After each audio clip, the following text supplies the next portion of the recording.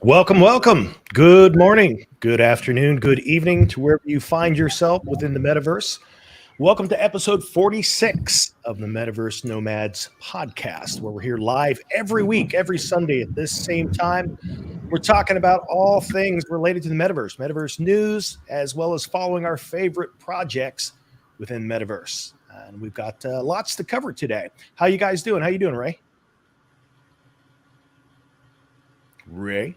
I'm doing all right. I'm a little choppy here with what I hear, and it seems to be I'm heard, so that's good. But I'm doing all right. NFT NYC is coming. I'll be there, so any Romans that are roaming the streets, we can chat in our Discord and meet up potentially. Other Nice. than that, I'm here in sunny Puerto Rico, and the markets are max pain right now. But Right? you know, to cycles. That's all I'll say. So we're gonna be in and out of cycles for a while, for our whole lives. No But pain, doing all no right. gain. Thanks, guys. Yes. Exactly. Yes, indeed. How you doing, Fancy? Doing great. Yeah. All right. For the first 30 minutes, we're going to be talking about news, and then we're going to go on to Star Atlas until about the hour mark, and then we'll be going to the Illuvium deep dive. Very cool. Bonafide, how's it going, man? I'm doing great, man. I'm enjoying the lessening of activity in the bear market. So you're able to go out and get involved with the communities that you're interested in a lot easier and really see what's going on, see who's really still working now that the hype is over and it's not about price as much anymore because people know they have a while to wait. It's good to see people actually building and working out there. Shout out to the communities that are still doing it. We're all going to make it. Indeed. And it seems like we can see kind of the effort of that. All the projects that are really looking to be around for the long haul are clearly putting in the work right now. Especially, it's evident by the pace at which they're cranking out new updates and things that show that they've moved things. They've moved the ball down the field, and that even goes for Gala Games, who I've given a lot of grief to in the past, but. They actually seem to have a development team that's actually on fire right now, trying to create some progress with Mirandus. So it might actually be less than 20 years before we see it. I'm excited about the progress. And we've got some stuff, I believe, to show here today. And that same thing goes for Star Atlas. It goes for Illuvium. A lot of the projects we've been paying attention to, they're in deep development mode right now. So it's good to see. What do we got for news? So, yeah, our first story this week is about Diablo Immortal. Ray, do you want to take this? Yeah. So everyone, if you haven't been living under a rock, Diablo is a pretty world-renowned game title at this point. Yeah, so they came out with a new game, and the short and sweet of it is basically the title right there. If you wanted to fully upgrade your character, you can just go ahead and not play anything and just buy what's required, which totals $110,000 to fully gear up your Diablo Immortal character. So the game's title is Diablo Immortal, and thank God these aren't NFTs, right? Am I right? So traditional gaming is just definitely the way, and we should just stay there, because now you just continue to give your money to the developers who create games, and you can enjoy the game. It's just a win-win in my eyes. See, that was total sarcasm for those of you around the world watching at this time. This is not how it should be. It was never the way it should have been, but I guess this is all we knew as traditional gamers until blockchain gaming came along with the utility of NFTs, and now you can actually own these games, these skins in the games, or the guns, or the actual characters, the avatars themselves, and then you can trade them peer to peer. So amongst the community members who also have accounts and play and own within these ecosystems on these servers. So it's a thing, and just get used to it and tell your friends. I think you got a good point there, there's been Ray. a lot of backlash. Go ahead. Yeah, because the free-to-play model, the reason that so many companies switched to it was because they were able to get this insane amount of value from their community just for purchasing skins and things that didn't really matter in the game. And so there's a danger there, because there are companies who know, especially companies that might have free-to-play experience like a Gala Games or something like that, who know that kind of money's out there. And there's always going to be the worry that they might decide to switch it over to NFTs without giving the value back, which will make our community look very similar to the way that the free-to-play community looks right now, which is why we've always been out here talking about it's on us as the community to talk to these developers and be very obvious about what we're willing to allow, what we're not willing to. Yeah, Well said. I Well agree. said, I yeah. watched a video about this, and it was describing all the different ways you have to like pay to get ahead in this game, and multiple currencies, all these different gems, and it was a nightmare. It's like a casino. I mean, I had friends, you know, back when Clash of Clans was crazy, who were dropping, you know, $500 in a week on Clash of Clans. You know what I mean? I personally know people who were doing stuff like that. So it's not, you know, insane to me that, you know, you might have somebody who's rich over in Dubai or something like that able to drop $100,000 on a video game that they don't, you know, they're not going to get any value back from.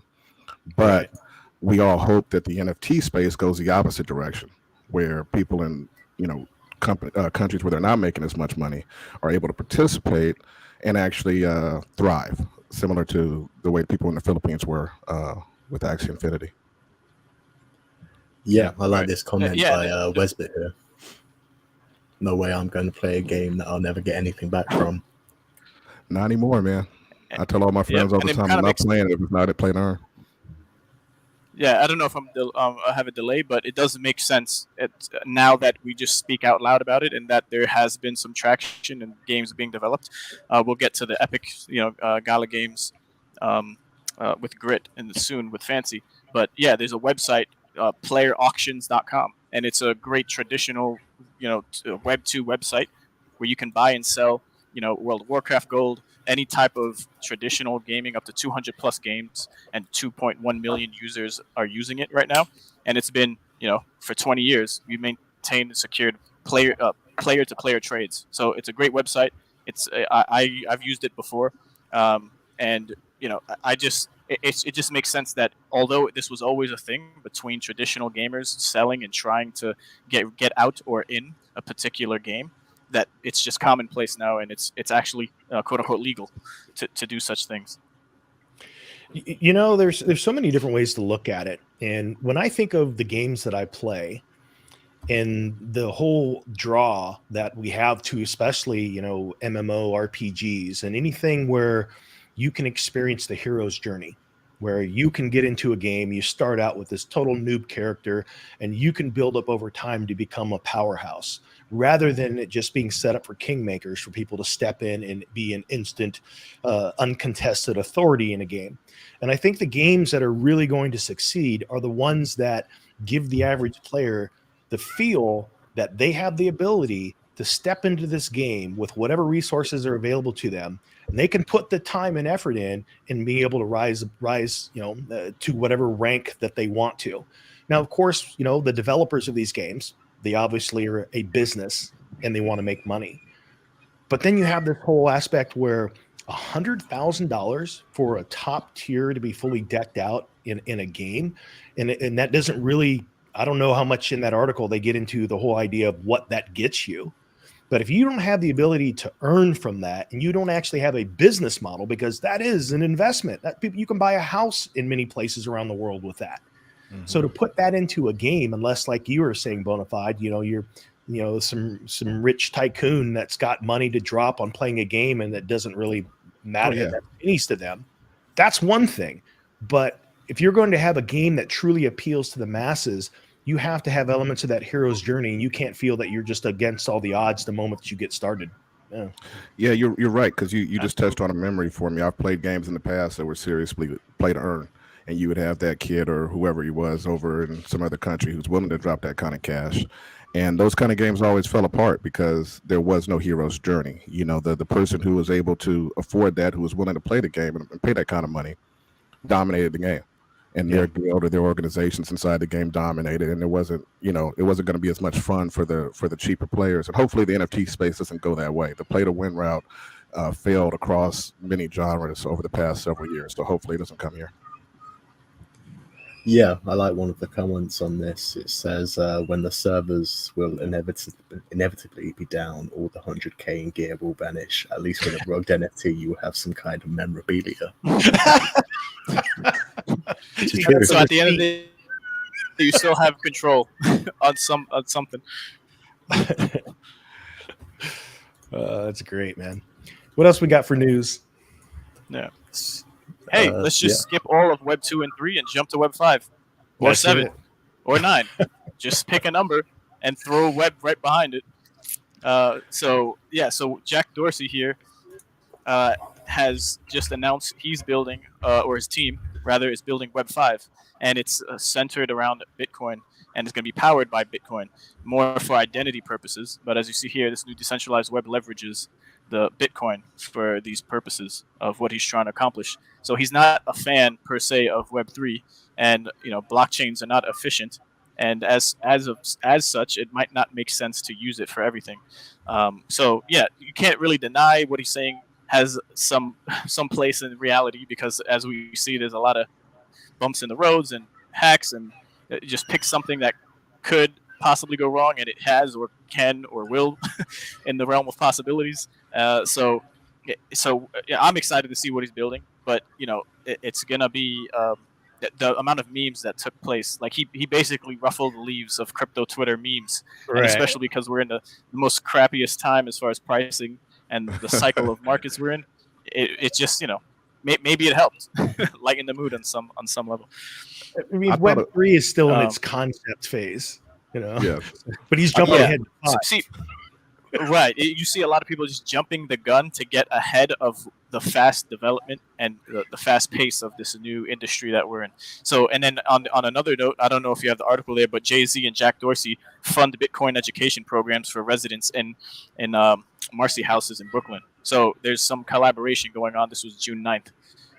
And the quick take is the rapper Sean Jay-Z Carter and Twitter founder Jack Dorsey will fund the Bitcoin education program for residents in Brooklyn. And then Dorsey said he thinks Bitcoin could be an important tool in empowering marginalized communities. So you're going to have the whole spectrum of reasons why people are doing things, from the local ground floor, organic grassroots type of situation, to the macro, international corporative, worldwide level Bitcoin adoption, banks, and the like. So it's spreading, and it's just more reason for why everyone should just keep their eyes open, no matter what cycle of the market we're in, bear or bull. I've always had a lot of respect for Jack Dorsey, and this debate is too big brain for me. I'm definitely not a computer person on that level, but I found it interesting because you had the one side where Twitter blew up and everybody was memeing Jack Dorsey with the Web 3, Web 7, Web 5. Everybody was just throwing out a number. Then they were talking about Discord 2 and 3, and everybody was having fun with it, and I enjoyed that. But I also thought it was interesting because I was able to watch people like Munib, that created the Stacks blockchain on top of Bitcoin, actually engage with Jack Dorsey and debate this. And they're actually talking about something that's actually realistic, and they're actually planning the future of what's going to be the metaverse, whether it's Web 3 or Web 4 or Web 5 or whatever that eventually wins out. So I thought that was really interesting because there was actually a big brain conversation going on that I think some of us weren't capable of seeing, but at the same time, we had a lot of fun at the same time. So it was great. Yeah, I think the idea behind Web 5 is that it's Web 2 and Web 3 added together. Yeah. I support any project that is trying to make a move towards decentralization. I think that's in the best interest of all of them. And even if they're centralized versions or not open source versions of decentralization, it's still moving that direction because it's exploring the idea of how do we take the power away from a few and put it back in the hands of the many. And so that's going to take a lot of different forms before we actually settle on some standards. So I think all projects that lean in that direction is a positive. And to be fair to Jack, I mean, in the past, I have seen him leaning away from centralization towards decentralization. A lot of the moves he's made have been in support of decentralization over the past. So I don't really think that he's pushing towards centralization, but it's definitely something we have to pay attention to, like you say. Yeah, you can give it up to GameStop also. There's an article that probably wasn't before we get to the grit situation. We have MasterCard actually allowing payments, or their MasterCard is bringing payments to networks and to Web3 and NFT purchases. So now these companies are openly just allowing things and letting people use MasterCard and other institutions or companies for simple and secure NFT purchases. So I think it's awesome, and there's so much news that comes out on a Twitter feed you can't possibly in a day just take your eyes off, and then still not, you're gonna miss something. But along with that, we got GameStop also allowing you to make an actual GME wallet, and then you're gonna be able to play one of the games. The first ones actually, it's Wag Me the Fence. So it's a interesting tower defense ish like game, and it's gonna be play to earn. So we have again, like the whole spectrum of companies and institutions just getting involved in some way, some fashion. Yeah, great points. So moving on, this week there was a big announcement. There was Gala Games and Epic Games partnering to launch Grit on the Epic Games Store, and it's the first NFT game joining the Epic Games Store. So yeah, it's quite a big deal, really. This is going to get it out in front of a lot of people. It's not as big as Steam, but they've both taken quite different stances on it, and this could be an opportunity for it to pay off. Yeah, sorry, Blockbuster Steam, and I was just gonna make a point where this is the first Epic Games release since Fortnite. And the game similarly plays as that, but just like Westernish style without the building, as Fortnite had. So I think it's going to catch on real quick because it's almost identical to what people are playing now. And now you just spin it in a way where you're going to earn and own what you have. It's just like a no-brainer for, I think, the people who are going to be interested in it. So, yeah, I'm not sure. I haven't heard a whole lot about the play-to-earn mechanics, but like we've already talked about, just the ability for you to buy those skins like you would buy in a regular game and be able to hold them and resell them in the future will be a big change, and it'll change the perspective of the players. When they start feeling that ownership, that'll help, even if it's not really a strong play-to-earn candidate. Sure. Slide, but Grit is going to be one of the very first games on the Epic Games Store. We signed a partnership with Epic. So this is going not just to go to Gala, this is going to go to the entire gaming world. This is the moment that it's all going to start to change, and everybody's going to figure out that why would you play any game where you don't own what you buy in the game. So here's a couple thoughts on that. And Gala has been on fire lately with news and updates and information. But there's something that still remains the same. We have no understanding of what their play-to-earn model is. They have one game right now where you can earn, and that's Townstar. And the ability to earn in that has gone down substantially over time. So they're releasing all of these games, and I think they have something like 24 slated for total release this year. I don't know what number they're at now, but it's up there quite a bit. And so this is an interesting announcement because it's a blockchain game. But the truth is, all that we know about it right now just makes it a game. So that part is not very newsworthy in the sense that there's lots of games that are playable out there, console, desktop, and otherwise mobile. And so what we do see with Gala, though, is they are charging pretty high prices for their NFTs, which prices it out of the wallet of the average player that wants to participate in something like this. And so when you're paying that much, as we've already talked about, it becomes an investment. And yet we don't know what the model for earnings is. They continue to release games, but there's nothing that tells us what the earning model is in their gameplay. And we see all kinds. We see 4X. They just announced that they have Battlestar Galactica IP. So now they have two big IPs out there from TV, The Walking Dead, now Battlestar Galactica. They have their Fortitude game, which is going to be a tower defense. I think they have two 4X games now. They've got a bunch of different types of games. They've got Spider Tanks, which is kind of like an arena battle. So that's great. These all seem to be fun, playable games, but the price that they're charging should lean towards helping us understand what a person's paying for. What's the utility and what can you make from this sizable, because it is sizable, investment. Yeah, I believe there is no already an NFT around from this.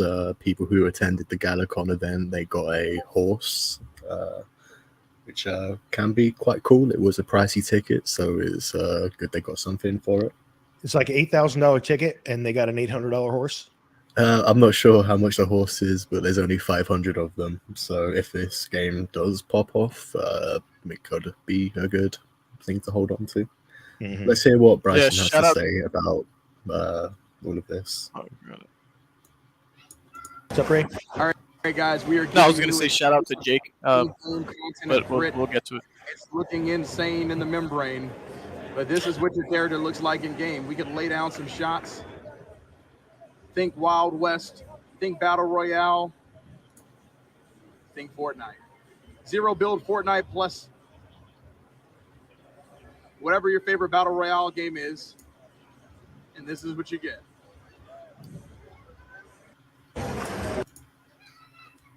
So yeah.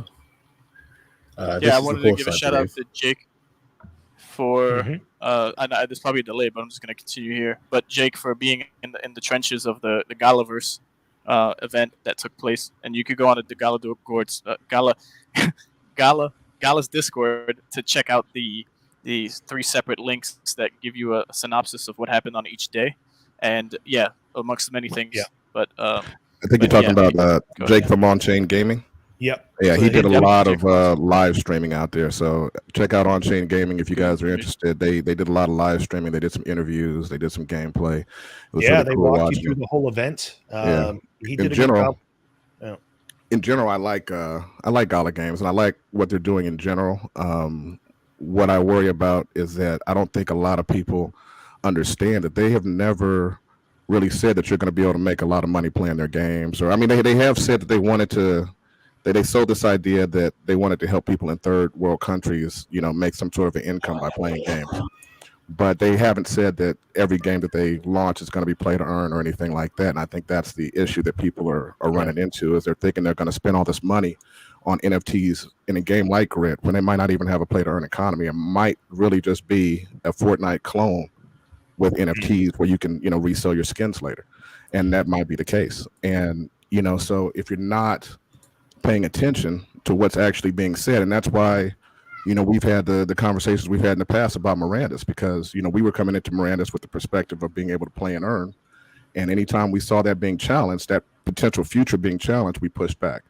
And it's going to be important to keep doing that and be careful where you're putting your money when it comes to Gala, because some of that stuff is not going to necessarily gain value over time or return value back to you. I think if Gala the was shotgun approaching the approach is market, alive and well with a lot of these types of projects. Mhm. I think if Gala was approaching the market from the standpoint of, hey, the average game, if you want to get into the game and where you're paying for NFTs, and you could do that sub $100, $200, $300, and a high-end baller is maybe like 1,000, 2,000, something like that. That puts it within the realm of people saying, hey, look, I don't have to know what the earning model is. I just found the pricing strategy for how I can contribute in the game and get enjoyment out of owning my assets. But once you start going way above that, then it becomes a whole different thing. So that's why I think I'm hypercritical of what they're doing, because they're pricing it outside of just player-owned assets. They're pricing it in such a way that they're suggesting, or you would think, that there's more utility associated with it. I agree with you. Hey, there's Jake from On-Chain Gaming right there in the chat. If anybody wants to use his profile there, you can go right to his channel. Shout out to you, man. We love you. Fantastic coverage of Galaverse, man. So this is more gameplay of the Miranda's Grit. developer interviews were great. But back to Grit. In the Wild West, there are 2 kinds of fighters.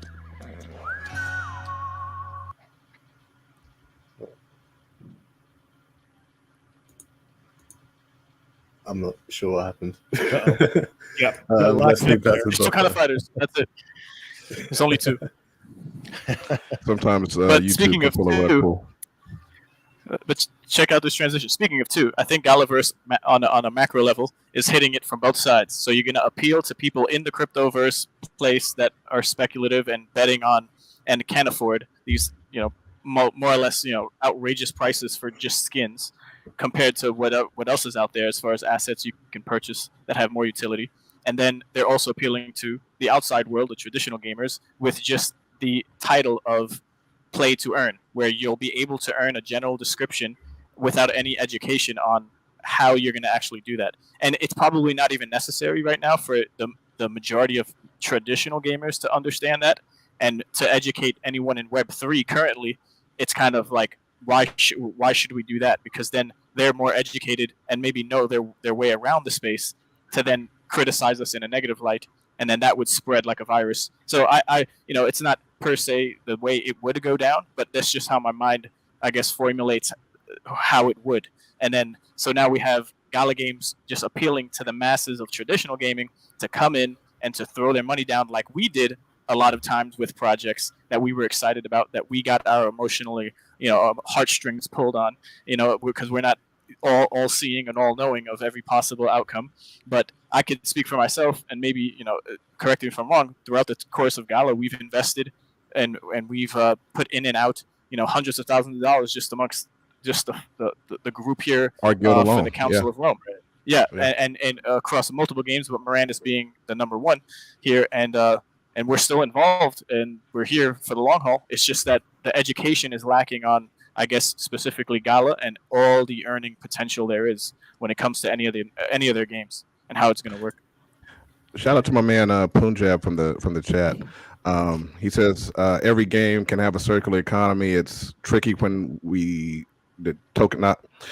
I think what he's trying to say here is that, like I was kind of saying, is that every game is not going to be a play to earn metaverse, and every game is not going to be profitable. I think what you hear us saying, Punjab, is that that's okay. It just needs to be clear. And I don't think they're not getting that point across very well. I'm still seeing people in various discords, the Gala Discord, as well as, other discords that I'm in, that, I meet other Gala people, and people are complaining sometimes about the price of these NFTs and what's going on with the value of certain things, various tokens, etc. And if they understood what was actually going on, they wouldn't be as upset as they are. So that means that there's a failure in communication.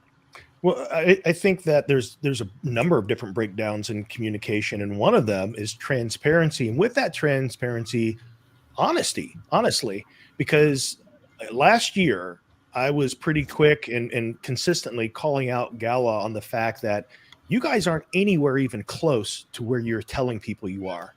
You're not going to have an alpha this year. And we've seen that development essentially didn't start to this year. And we can tell by the server test plays. The last one, the one that we're going to show here that Jake walked us through, that we've got a clip from, that was nice. And you can tell that it's not blocky anymore. Pretty much everything about what they're creating in Miranda's has changed. And everything they were talking about up to that point had just been theory crafting, and nothing had really been penned. And so for that reason, it's kind of like they allowed the community to build up in their head what they thought was really going to be. And anytime we asked legitimate questions like, well, hey, what about this? We got pushback. And that was part of what was frustrating. At least now I can say that we see there's clear effort towards developing Miranda's, and it is moving forward now. You're 100% right. I think what happened there is we saw them painting themselves into a corner. And now they're in this corner where they have NFTs that they've sold for hundreds of thousands, millions of dollars in some cases, that they have promise. They have promises out there for these NFTs, and now they have to figure out a way to deliver. And so now you're watching them try to work out of this corner they've painted themselves into in a lot of ways in Miranda. So we're seeing them not do this with these other games. Like with Grit, you're not seeing any play to earn promises. You're not seeing anything but, hey, it's on Epic Games. You're going to be able to play it. It's going to be great. And that's the perspective they should have been taken from day one, I think. But, obviously the Miranda's NFT sales help them get where they are. I mean, they're doing a lot of big, exciting things, and, I'm happy to see them do it. So, hopefully they do all the things and they're successful, in all the goals. In the Wild West, some of these screenshots are pretty impressive in the landscape. And of course, the nice thing great. that Gala is doing is they're leveraging development resources of other projects. They're kind of becoming the publisher, which means that you've got whole teams devoted to things like this that are completely separate from Gala's internal development. And it's obvious that the money's not going to houses in the Bahamas. They're definitely reinvesting into the meat and potatoes of Gala. You got Gala Film, you got Gala Music. There were big updates. I think Jake covered a few of those as well, and that is really impressive. Also, I'm interested to see it. Yeah, that's trailer interesting. looks impressive. I saw that little clip about some of the stuff they shared at Galaverse, through Jake's stream about Gala Chain. So that seems to be progressing, and that's going to be cool if they completely pull it off. Absolutely. What else we got? So that was Grit. There is another article that goes into a bit more of the details of it, like how it goes down. We can do that if you guys want to. So these gunslinger boxes, they're going to cost 600 for Galaverse attendees, as well as like the 8,000 ticket. And yeah, this Do is we the know horse. much about the size yet? I mean, is it literally supposed to be a massive open world like Red Dead Redemption, or is it going to be more limited to just shoot 'em up battles between people? I don't think we know. Maps seem easier initially. Mhm. So this is the horse, and it was like a placeholder thing that didn't get replaced before the event. So they removed this now, and they're going to add something better because it kind of relates to all of the like Skyrim horse armor type stuff, where something is a ridiculous amount for something quite silly. Will the horses be usable across multiverses? Will you be able to use your horse in Mirandus? One of the things they did say about probably not, because one of the things they did say about horses and Mirandus is McCarthy is kind of leaning towards the idea that horses die, which means horses probably age as well. So that is good for the horse breeding program. But it would be interesting again, because we're always talking about, wouldn't it be cool when you see NFT assets being able to cross worlds? They could bring it over as a skin. That'd be the only way. You're right. That makes sense. Because horses Yeah, I have just to wanna- die in Miranda. So yeah. Yeah, talking just a little like side note with Mirandus before we get to Zed Run. There was an interview that Jake was doing with one of the developers. I forget now, but We have that lined up. a question that Fancy had after I announced it or shared it in the Discord was like, is armor included? Because there was a mention how there won't be any NFT sales for weapons, or I think there was some. Yeah, there was weapons are not going to be bundle packages to be sold to the public as NFTs. So rest assured, you'll be playing Mirandus, and you'll have to craft. The only way you can get it is by buying it off of someone, or finding it from a boss raid, or crafting it yourself and selling it. But Fancy, armor wasn't mentioned. So is armor going to be sold at some point? That's the thing. There's not enough information that is coming from one source. Instead of like just maybe McCarthy mentioning everything that he knows for sure is solidified as fact that's going to take place. We're hearing different things from different people on the team, and it's kind of like not consistent. So there's the inconsistency here with what is or won't be. And I understand the marketing part of it, where we don't want to put all our eggs in one basket and give it all to the public, but the basics are needed, and these are pretty basic questions that should be answered going forward. Or should have been. And to be fair, I mean, like I noticed in one of Jake's interviews, one of the developers was kind of saying some things that I kind of feel like McCarthy had gone against in the past. And I just took it with a grain of salt, because the fact of the matter is that the game's still in development, and I would rather devs feel comfortable just talking about their ideas than force them to be 100% accurate all the time when they're doing an off the cuff interview, because that just gives more excitement for the game, and it allows people to see where their heads are at. Just don't hold them to it. And I think that's very important, is we have to, people have to start giving these caveats out, like, hey, don't hold me to that. And he was clear about that in that particular interview. So we just want to see more of that, I think. Yeah, one of the things that I'm absolutely looking forward to, and I don't know who's going to, it'd be an interesting wager, who's going to be first, but who is going to bring the first player run economy to a game, to where, I mean, Star Atlas is threatening to do it as they come in with Scream. They're going to have, they're going to go away from the model where you get your 4 hours to manage your ship to it's going to be all player created. In the world of, as Punjab was saying here, they'd make us think if any crafting was taken away and put in the store. We want to see the day where there is less developer store for things to purchase, and you actually have to acquire it from someone within the game. When we get that fully functional economy where it's all player based and player run, that to me is an exciting day. We have a few good options out there on the horizon. It's everybody, the people who are building right now. It's their road to break. You got Miranda's, you got Star Atlas, you got Imposters. I think Elio Trades is doing real good on that. He's focused on exactly what you're saying. In fact, then you got the games like Zed Run, which I think we're about to go into. Which I was there. I've had a stable for a long time in Zed Run, Right. so I'm a big fan of that and the moves they're making. So yeah, looking forward to what you share as we talk about Zed Run, because I know you've been had an eye on that for a while, and as you just mentioned, you've been following along on projects around Elio Trades and Becker and the things they've created, and of course, Neon Tokyo and then Imposters. So I'm curious, at some point in the future, hopefully you can kind of showcase on this show what your takeaway is and what you've learned as thus far about what's going on with those projects. Yeah, actually, I actually got a chance to get into Neo Tokyo about a week ago, but I'm still like, I'm a noob. You know what I mean? So we'll get into it, and I think a lot of the stuff is not necessarily things that we share necessarily. So we'll see. Cool. What else So, we got, Fan? yeah, Bonafide, do you want to talk a bit about Zed Run? Yeah. So, well, did you have that clip that you were going to go into first, or I'll just roll right in? So, there you go. You got it.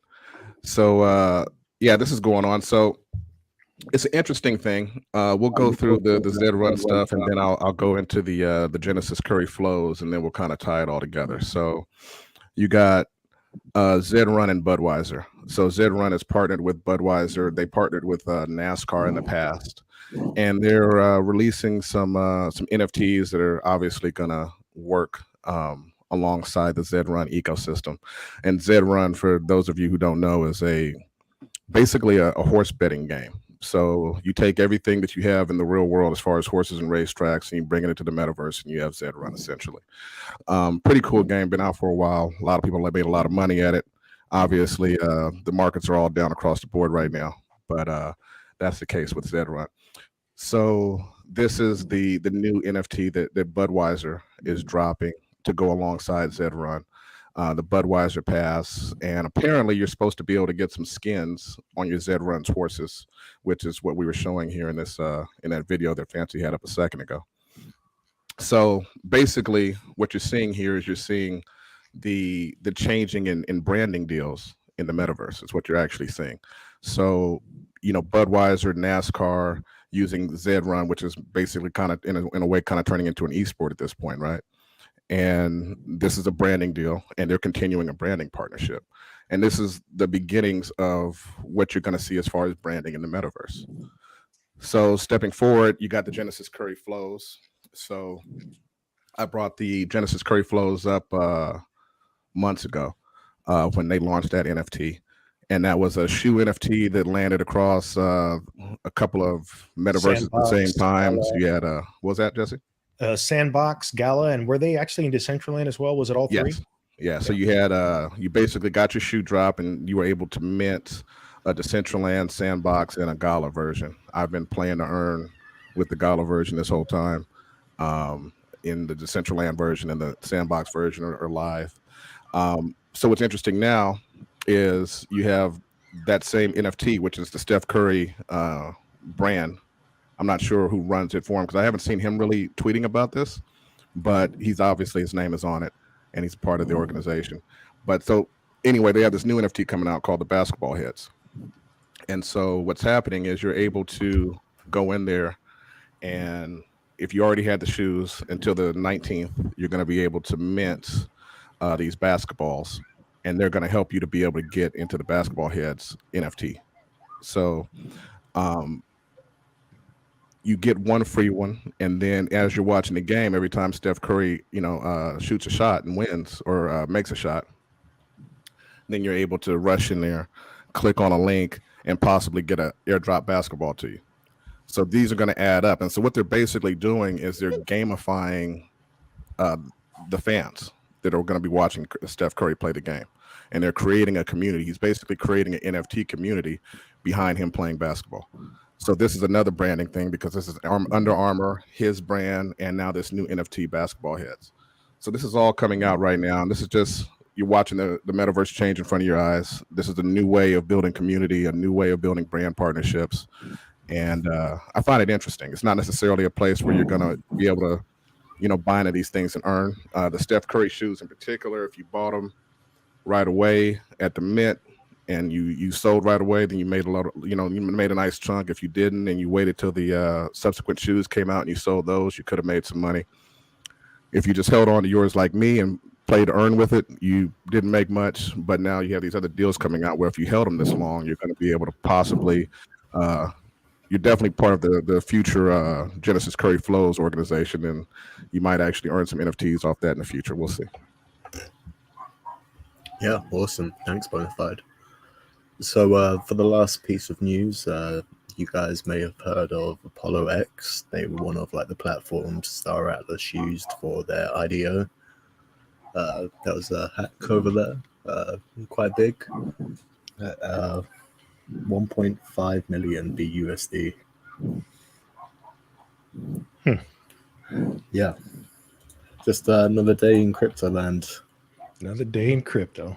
Yeah. They did a good job. That's a shame. And I think that leads us on to Star Atlas quite nicely. There was this week a really big reveal of the showroom. What did you guys think about it?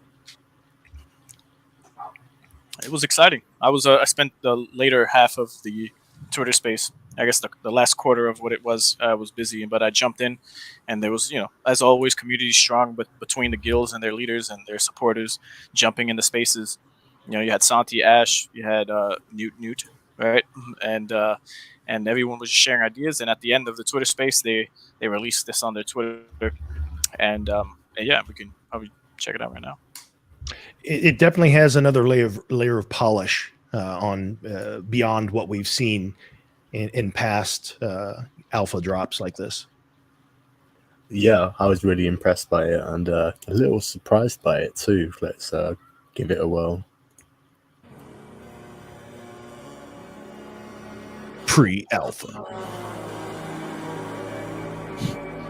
Got the runway lights there. Pretty cool. Extremely. And these consoles too, where you can interact. Right.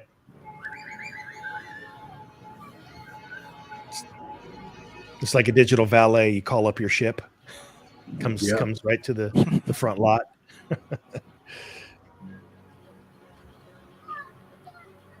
Very impractical door. And the nighttime is another cool element. Is this the first time we see nighttime? Yeah. Yeah. Yep. First time seeing nighttime. Yep.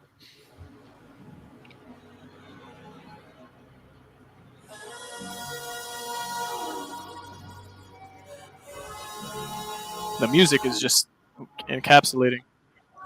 Very engaging.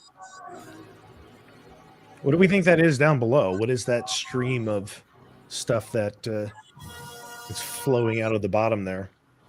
There's been a couple theories. I thought it was like it's a booster. Thruster from Booster. So in other words, the way that this looks like when we see that broken rock, so it looks like this piece of land is actually floating somewhere, or it has jet propulsion so it can relocate and move. So it's not like it's on a planet itself. Yep. That's interesting. Interesting plot twist. Your hangar is not stationary. Right. Very cool. Let's keep this on loop for a little bit. So there was some speculation about what the like that big ray thing underneath the showroom is. Mm-hmm. And this is what was said in the foundation room. So is anyone else confused? People... A Tufa-style asteroid is what they're saying. Yeah. And I really enjoyed this joke. The showroom is on the way.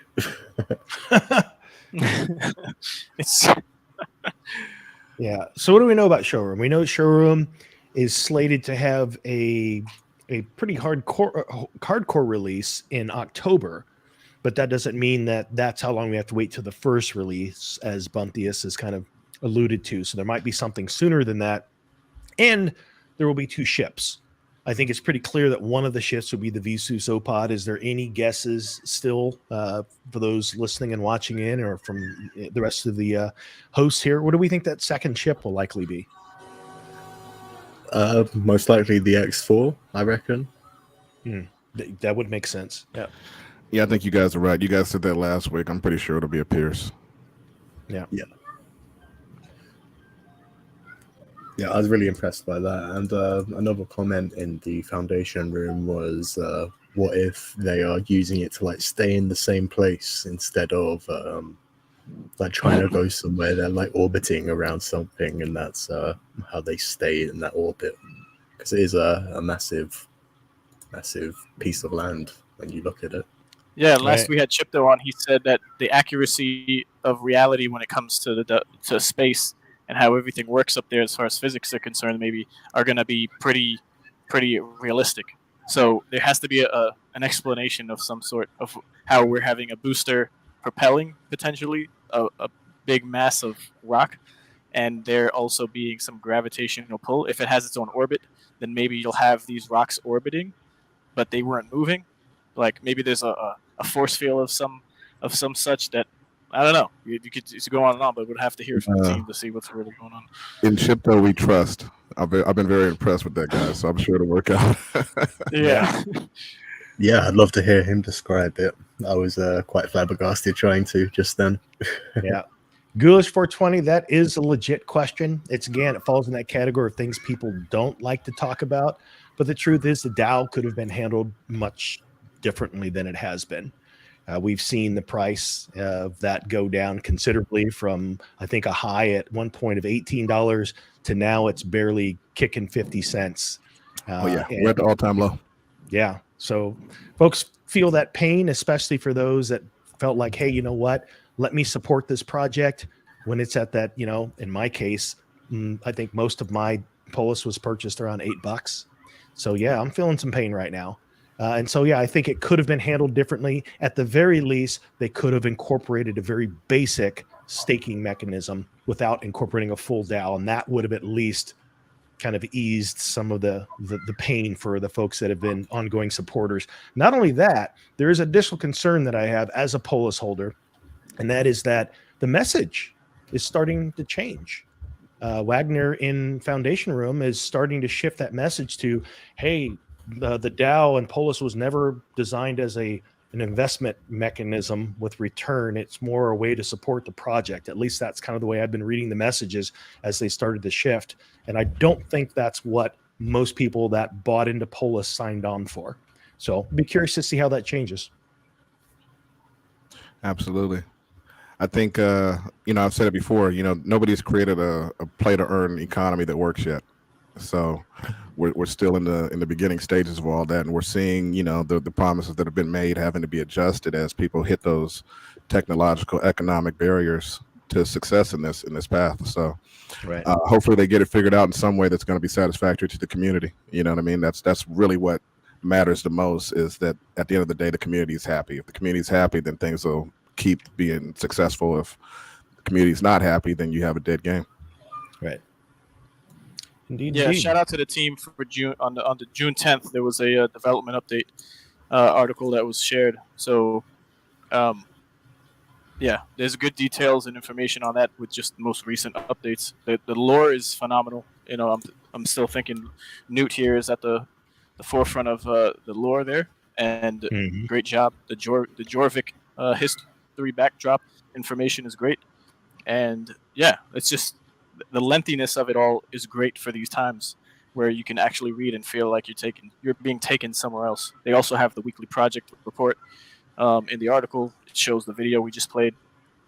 They share information on the Galactic Marketplace, system polishing, the Scream version 1.0. So the DAO as well is also there with a high fidelity design that is completed. I don't know if I can't see the screen, but we have it popping up now. Yeah, that's a bit clearer. Yeah, so work continues on the converting designs. So we have Tribeca and Goki audits completed. So that's great information that we've been longing for as a community. But Rome, I guess specifically, but overall, and then Atlas staking program is in internal review. So we got some upcoming activities that they're sharing is in corporate adjusted workflow metrics to better estimate the completion date. And then and then new Kudelski security firm starting their audit. Kudelski. Right. Yep. Interesting. And then send the Atlas staking programs. Yep. I wonder if anything else has changed. It's quite hard to tell on this unless you look at every detail. Right. I look out for the articles that are posted personally, and I'll check this out, here and there. But I see Twitter as the most active and first place as far as social media to be updated with a lot of things from projects. So that's my main go-to. Yeah, I'm loading up the weekly report for the DAO, see what they say there. It's probably the same thing. Yeah, Tribeca Goki audit's complete. Cool. Yeah. Ray, you mentioned lore. So speaking of lore, we've actually done a pretty fantastic job. I'd say I'm pretty stoked about it. Is the lore that we've weaved into Star Atlas lore and Rome's origins. Being able to kind of share the origins of our guild, how our guild found our way to space, first contact, how we weaved our way into the ONI Faction storyline. So that's something that we've made available to the guild as of today, which is pretty cool. So if you are not already within the guild and you want to see what that looks like, go Rome.io, place to find that. And of course, if you're already a member of the guild, you will see that the PDF that shares some of our origin story and some of the Rome lore has been provided there. Yeah. What else we got? So this week there was another partnership with Star Atlas between MoonPay. This allows people to pay with fiat. So I haven't looked into the particulars of how this works, but it seems like it's a step removed, where it'll be easier to access the game if all you want to do is just use your credit card. That'll be interesting. Dollars king. It's a very important. It's a very important thing for all these games in the metaverse. In the beginning, especially, is going to be to get rid of that whole crypto wallet necessity in order to play the game. Easy on ramps. Yep, easy on ramp. If you want to participate in Web3, that's part of the progression, not the beginning of the story. Yeah, I agree. There's a comment here by Michael Wagner. We're excited to partner with them to make joining the metaverse easier, which, I like that goal. It seems like we're still on track for 500,000 Discord users by the end of the year. We're at 182,000 right now from what the numbers say on the official Star Atlas Discord server.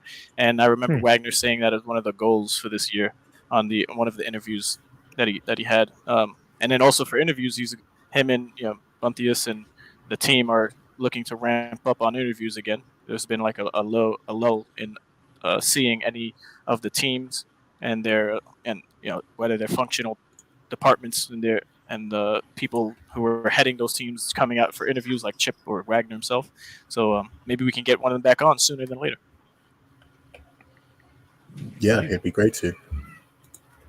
No new ships appearing on the marketplace this week, but it could be happening any day now. The Agriculture Sick has been here about a week. We covered it last week, didn't we? Yeah. Awesome. Wonder what else Star Atlas has up their sleeve. Cool. Yeah. So, do you want to talk a bit about Coppa, Jesse? Absolutely. Let's dive into some Coppa. So as you folks know that are involved in Star Atlas as a project, or whether you're a member of our guild, that Coppa is underway. So what is Coppa? It's, you see right there in the screen, it's the Council of Peace Assembly. But what is it really overall? Well, it's a guild showcase competition. It's where the guilds of Star Atlas are invited to share their plans, their assets, their strategy, their business model, their competitive advantages, and all of those sorts of things. Well, we do know that 39 guilds, including Rome, did provide a submission to Coppa, and there were 15 finalists. Now, as we can see here on the screen there, you might be thinking, where the heck is Rome? And the answer is Rome is not one of the 15 finalists. Now, that may come as a surprise to some, but I assure you it's not a surprise for the Rome leadership. And I'll share why. I want to remind everyone here that Star Atlas is a grand strategy game. And I emphasize the word strategy here. Space exploration, territorial conquest, and of course, political domination. Now, what Star Atlas was asking for as a part of Coppa, as I've already mentioned, were some pretty sensitive information. And if we think of what Coppa as a whole, it's bringing the Star Atlas community together. Well, the Star Atlas community at large, most of the people involved already have a guild affiliation. And so it's guilds kind of sharing information with other guilds. And the information that they were sharing doesn't really fall within our strategic outlook and our business model to openly say, hey, here's what we are, here's what we're doing. And so for that reason, we shared some very high level stuff. We shared an extensive document. That document mostly covered lore, but we did cover the basics. But again, as a reminder, we are Rome of the ONI Faction. And ONI represents stealth and technology and strategic diplomacy. And as we also shared some information about our command structure. But again, we are ONI and the game is afoot. So that being the case, why would we want to completely open kimono and share everything that we have planned for what we're doing?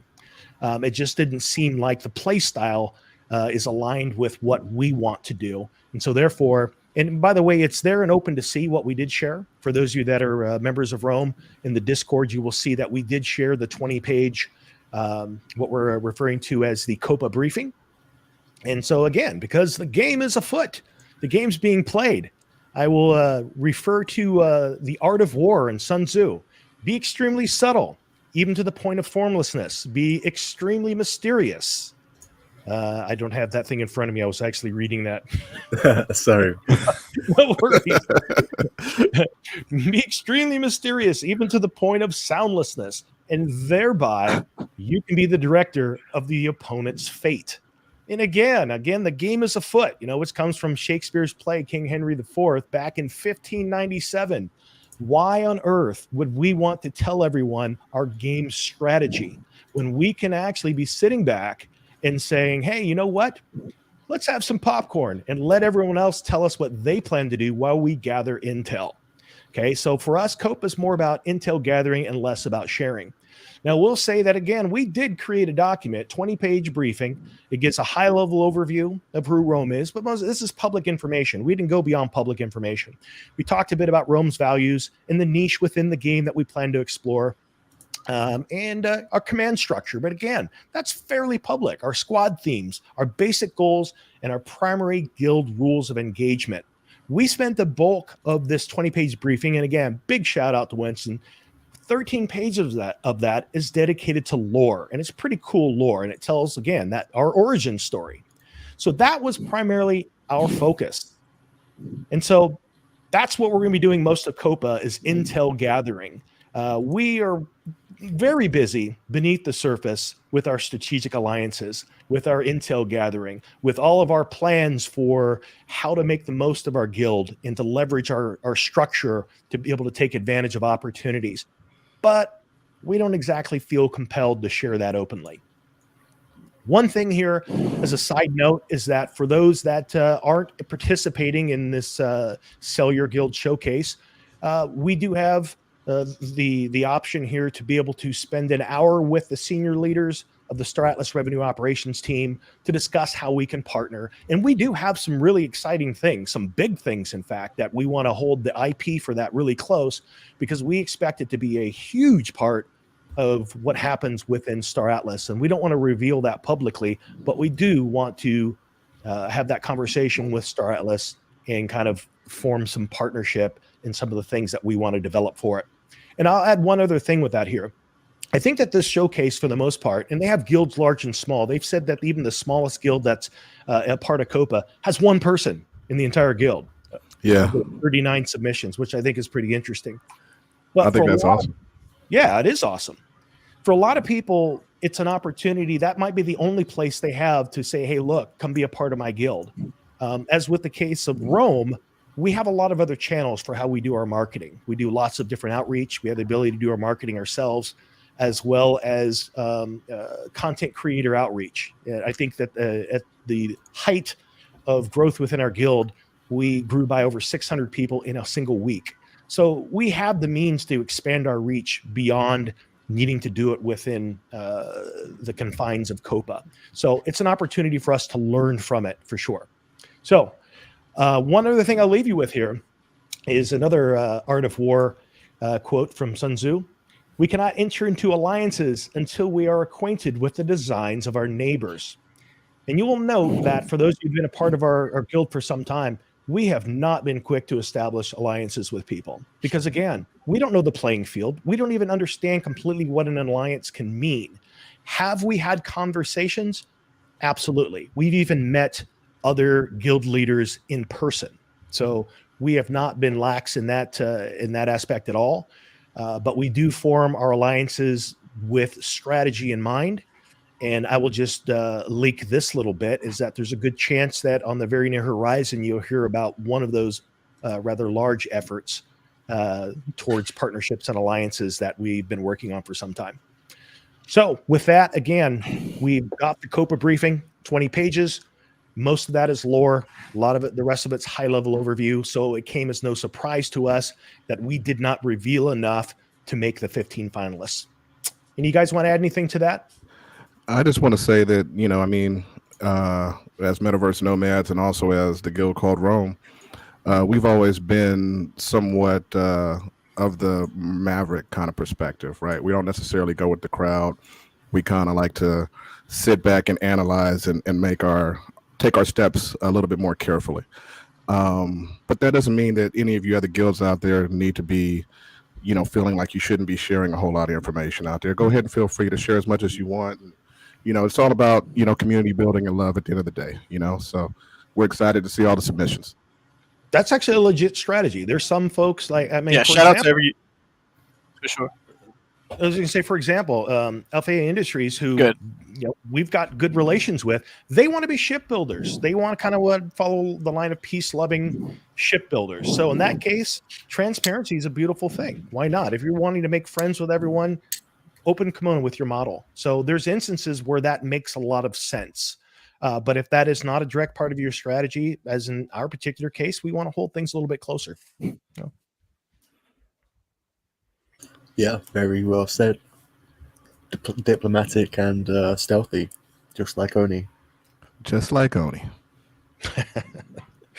What else we got? Yeah, so that was Star Atlas. We're past the hour mark, but yeah, we're on target. Right on point. Okay. Do we want to pivot into the Illuvium deep dive? I believe we do. So here's an interesting thing. So as we look at the whole landscape of blockchain games and play to earn, we've been doing this show now for just about a year. It's almost been a year exactly now. This is we've done this without fail every week, and this is episode 46 of Metaverse Nomads. We had about 6 or so to maybe as many as 8, but probably 6 episodes of Mirandus Gentry when that was our focus prior to that. So we're almost on point with that year mark, almost spot on. And so within that time, there's been a couple of projects that we focused on pretty heavily. We've shared a bunch of different other projects. We've talked about Axie. We've talked about Peg Axie. We've talked about DeFi Kingdoms. We've had lots of guests on the show covering a lot of different projects. But I would say the 3 core that we've focused quite a bit on has, of course, been, it started with Mirandus for most of us. And then a lot of our focus shifted to Star Atlas. And then one of the other ones that we haven't talked a lot about on the show, but we've paid attention to, and that is Illuvium. And so we want to talk a little bit more about Illuvium because they have some progress. They have some things that are moving the ball forward for them. And one of the things that I find most interesting about Illuvium is that I've said this in conversation with people over the past couple of weeks. I kind of, many ways, feel like they're the darling of the industry. And the reason I say that is because they've moved strategically. They have some incredible backers. They have one of the most fantastic tokenomics models that I've seen. They have a very open development model where they've been constantly sharing with their community all of the stuff they're building from models of the world. There'll be times where you can just hang out and listen to some cool music and a DJ and watch the developers work. They've done a bunch of cool stuff, and almost everything they've touched thus far has come across so smooth, including their last land sale. So I figured it was time to kind of say, hey, let's devote an episode to kind of focusing on Illuvium. The only thing that we didn't do that we definitely want to do in the future is we need to get someone on here directly from their core team to talk about their project and what they're doing. But without that, we do have some things to go into. We're going to kind of give a little bit of a high-level overview, share some resources, some of the things that we're looking at. And I'm even going to share with you directly, like, what I've done in the project, show you how I've staked the land that I just grabbed recently, and just kind of show you around. So there's not really any direct defined order to this other than we just kind of want to say, hey, let's have a conversation about Illuvium. Here's what we know. And some of you may be taking part in it. If so, feel free to share your thoughts and comments as we go along. With that, let's go ahead and get started. So Illuvium. Look at those creatures. One of the things I do like about this, and I'm curious to get your guys' thoughts, their artwork is fantastic. The 3D modeling, and it is true AAA gaming style. In fact, I was talking to Fancy Head about this before the show. So much of what they're doing looks like it was created for console. It's so polished. But yeah, this is just a shot of some of the mini Illuvials, as the creatures that you will be battling are called. We've got a bunch of different classes, but look at this, just the detail and the color. They've just done a pretty fantastic job of it. And for those that are new to this project, the overall concept, as you're witnessing here, is an arena battle. It's at its core, I guess it really is card-based, almost like Pokemon, where you have creatures that have different affinities, different classes, and you get to choose the collection of class affinity add-ons and things like that gives you a unique play style. And there's such a variation, as we've seen in other games like Axie, which a long time during development people were trying to compare the two, and there may be some comparisons, but at least with the 3D model that we're looking at here, it really looks like a polished style of battle arena gameplay. Yeah, auto battler, it's a bit simpler than Pokemon. You like what you place down, you don't have to control while the round's in action. It's strategic in a way because when you have quite limited controls, it really matters what you do with them. Mm-hmm. But yeah, it's very, very, very similar to card-based, right? Or very close. Yeah, it is. But like the things come alive and attack each other. There is a lot of RNG, they just showed that card selection there, so you've got a bunch of different cards to draw from. And so I would imagine, well, I'm not on the beta list. There's about 7,000 beta players right now. We'll share more about that in a minute, but it is pretty cool the way that you can kind of formulate your strategy. And as you see here, this is a good image because it kind of shows you that not only are there something like over 100 Illuvials right now, but each Illuvial has an evolution path. So like in the bottom left corner there, we see a scorpion, and we see 3 different variations of evolution. We see that for a fire creature behind it. Same thing for water and many of the others.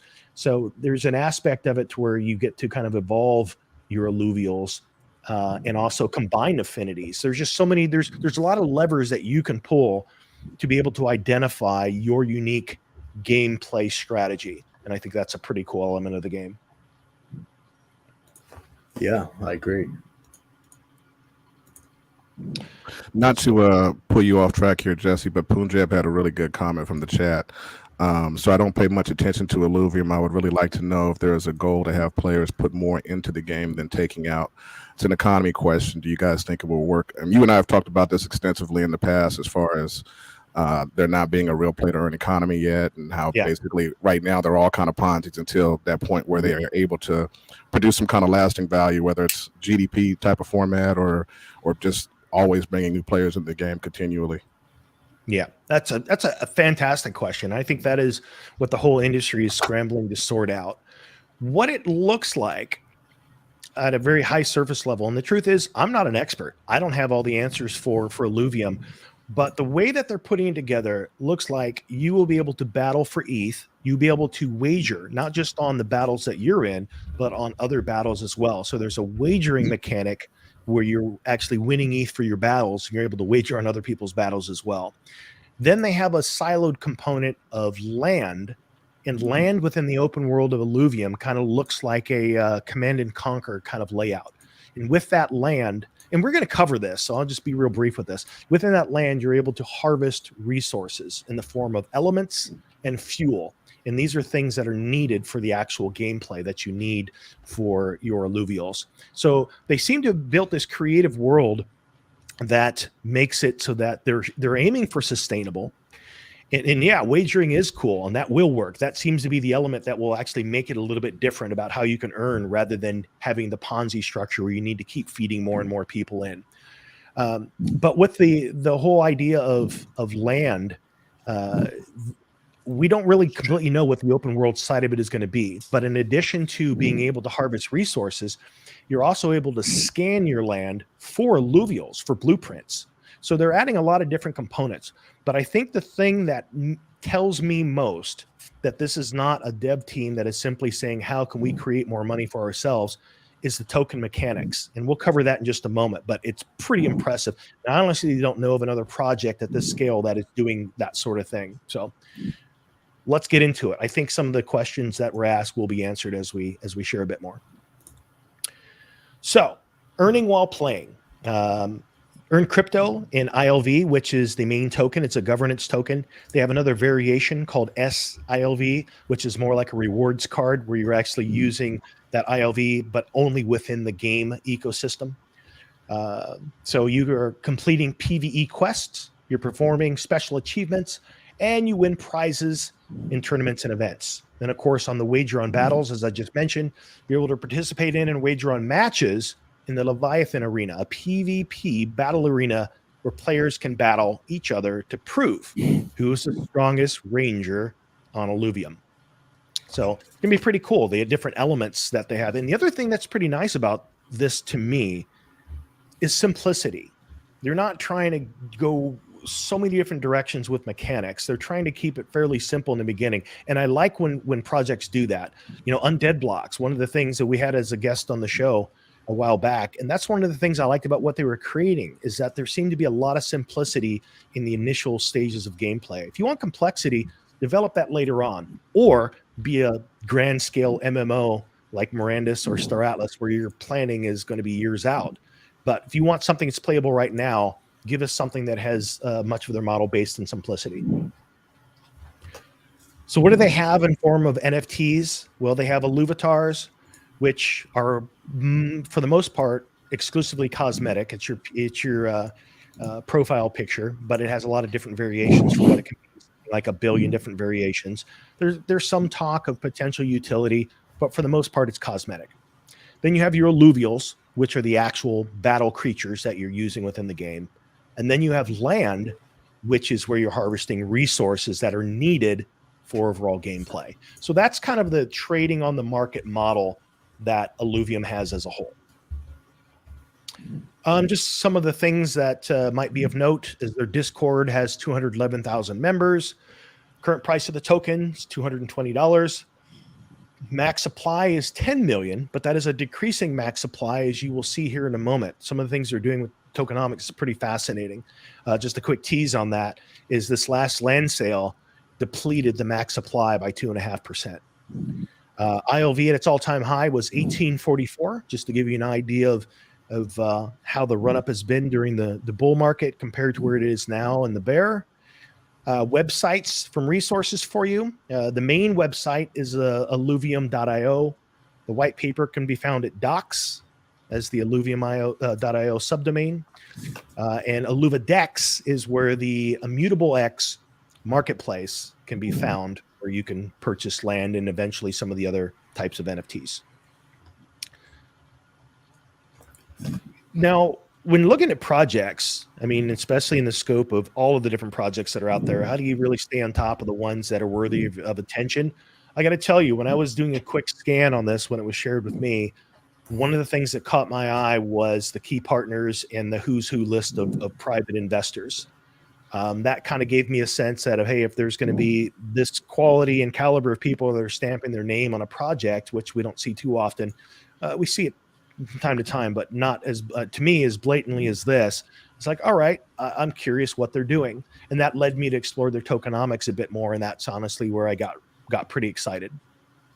Yeah, we've been following Illuvium for a while, and every day there's just another update, something new. It's quite hard to keep track. Like every asset they create, there's something in the Discord for it. Indeed. And with that, let's go ahead and take a look at the main trailer for those of you that haven't seen it.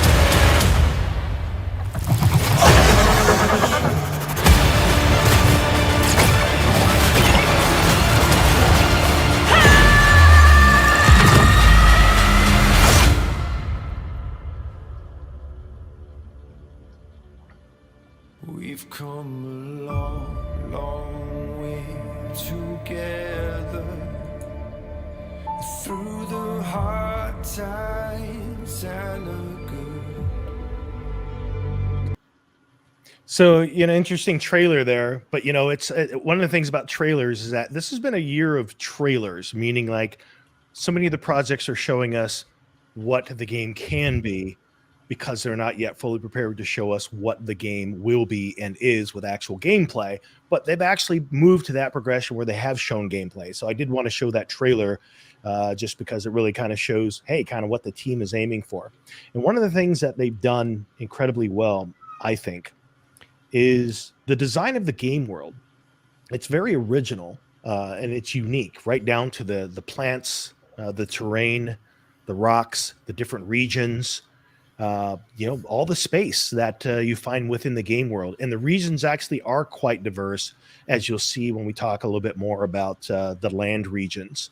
There are 7 regions for land. They're all very different. You've got some that are related to water, like Halcyon Sea. You've got some that are very fire-based, some that are earth-based, some that are very lush and green.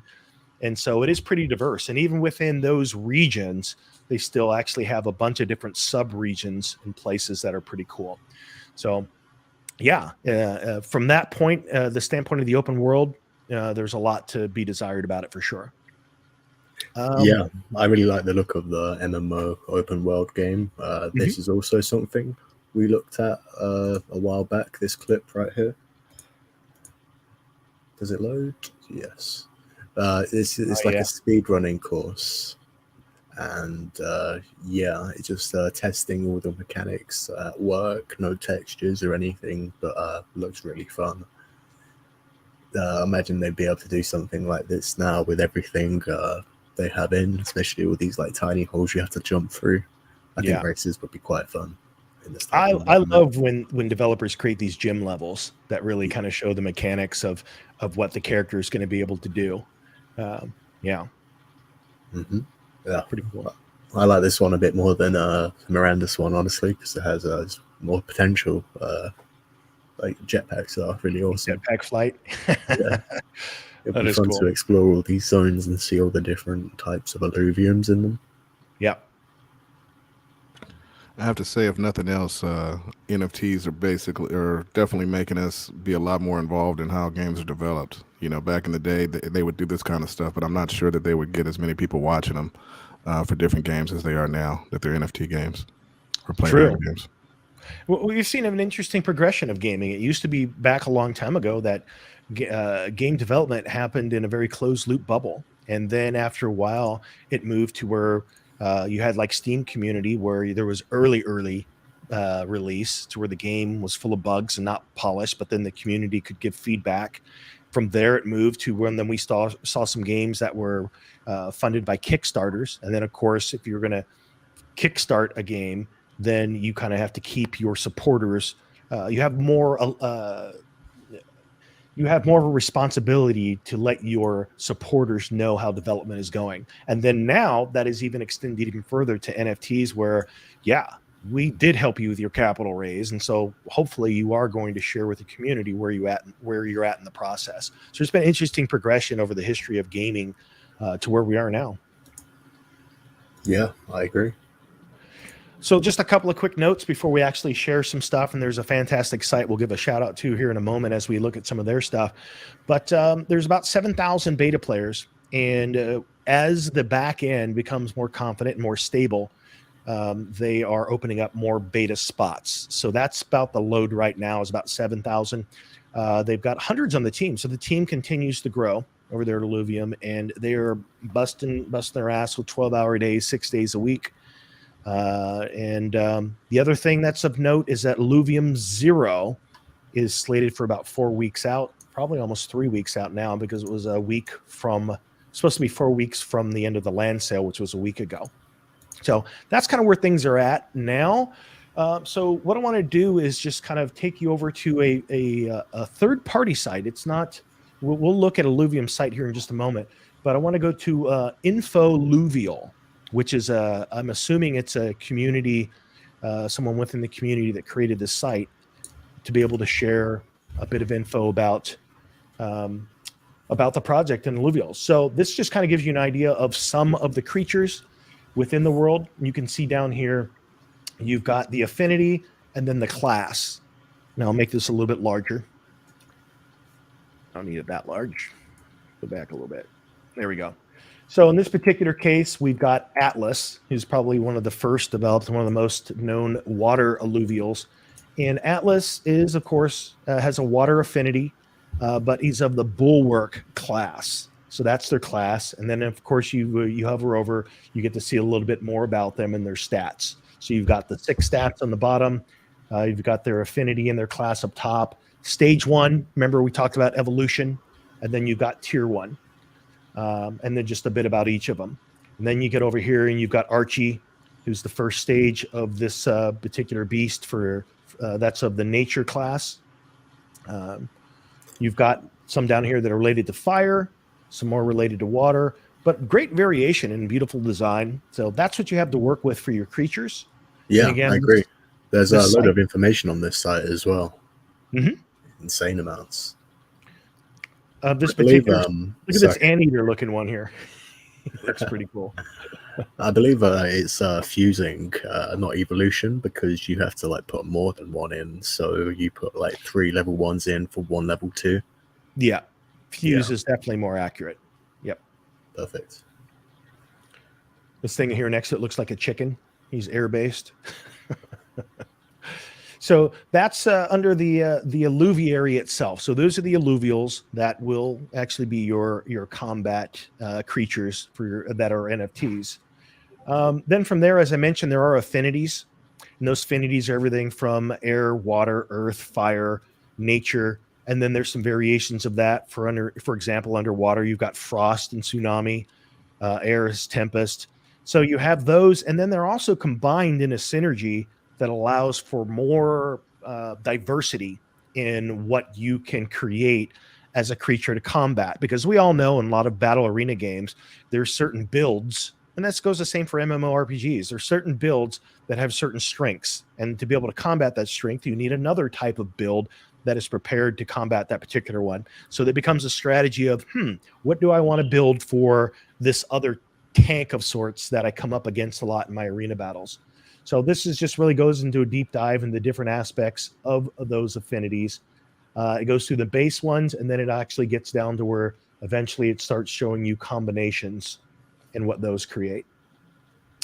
There's that. And as I mentioned, there's also classes, Bulwark, Empath, Fighters, Scion, and then different variations of each of those classes as well. So that just adds another layer of complexity to your battle strategy within the game.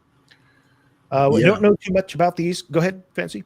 It's very similar to like Teamfight Tactics. There's lots of different ways you can design these type of games. They've gone through like 8 different meta rotations and balances with Teamfight Tactics now. So I assume this will need like a lot of fine tweaking. But they have been beta. They have been in beta for a while now. So yeah, I'm looking forward to getting my hands on it. Indeed. I don't know too much about the augments or how you come about them, if these are things that are minted via blueprints, but there are different things that can further augment the abilities and power of your battle creatures, your Illuvials, so that kind of lends towards just yet another element of complexity. It says 12 gold, I think that is. So it looks like something you can purchase in game to give your things buffs, and it probably gives a like certain chance of like RNG just on based on what you get. So right, yeah, that would make sense. So that kind of leads us to land within the world of Illuvium, and land is basically going to be comprised of resource gathering and buildings that allow you to do certain things within the land. And as we've seen, the land kind of has that command and conquer type of look and feel to it. What else can we tell you about the land itself? Fuel is going to be a significant component of the game. It's going to be required for a lot of things, and fuel is harvested by the different tiers of land.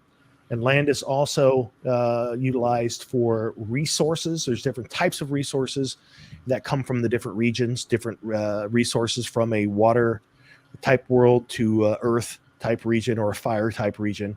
So those are the two things that you're harvesting is elements and fuel. And then also you're using your buildings to scan for alluvials, which then provides you blueprints. That's as much as I know at this time about the land itself. The land is broken up into regions. As we can see here, there's 7. Taiga Boreal, Abyssal Basin, Brightland Steppes, Shardbuff Labyrinth, Crystal Shores, Crimson Waste, and Halcyon Sea. And the resources that you get from each are going to be a bit different. Yeah, looks very fantasy. Mm-hmm. Very Avatar-esque, the movie. In some of them, anyway. So there's that. Also, there's different building types. I don't know too much about these again, but the buildings go along with producing the type of minerals that are to be found on your land. So there's that, and there's also resources, the types of resources, which are the elements that you can find in the different regions as well. So with that, one of the things I wanted to do is just kind of show you a little bit about how I approached Illuvium, which has been very minimal because obviously the game's still in beta. I don't even have beta access, but it's been nearly a year. I guess it was around August of last year when I first started looking at this project. If you come over to the Illuvium.io site, you can see here that they've got a number of things that they keep adding, like the Illuvidex is fairly new, Illuvium main site, staking, playing is of course the Illuvium beta.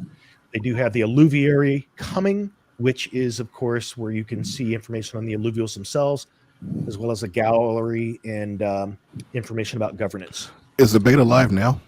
Yes. Okay. You have to sign up. They're increasing capacity as we speak. If you hold Illuvium, I believe they said you'll be able to get in.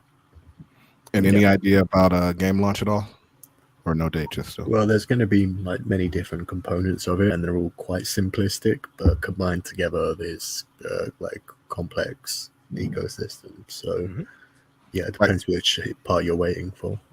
Are we going to have some like actual gameplay this year, or are we looking at 2023 for this one? Oh, I mean, the beta is, beta is already under play. You can see gameplay and actually beta play on various YouTube channels and also within the Discord. So the beta is actually functional and underway now. They're just adding, there's 7,000 beta players. So they're adding to that as they gain more stability within the gameplay itself. Right on. So on the site itself, if we come over to staking, we can see that you're able to stake your Illuvium. They've upgraded recently to staking version 2.0. And within staking, they give you a pretty clear dashboard about what's going on, total amount that's been staked, which right now is about $500 million. The current price, it's gone up $7 since earlier today, but it's still down quite a bit from its all-time high of 1,800. You can see your rewards. You can see the amount that you have staked.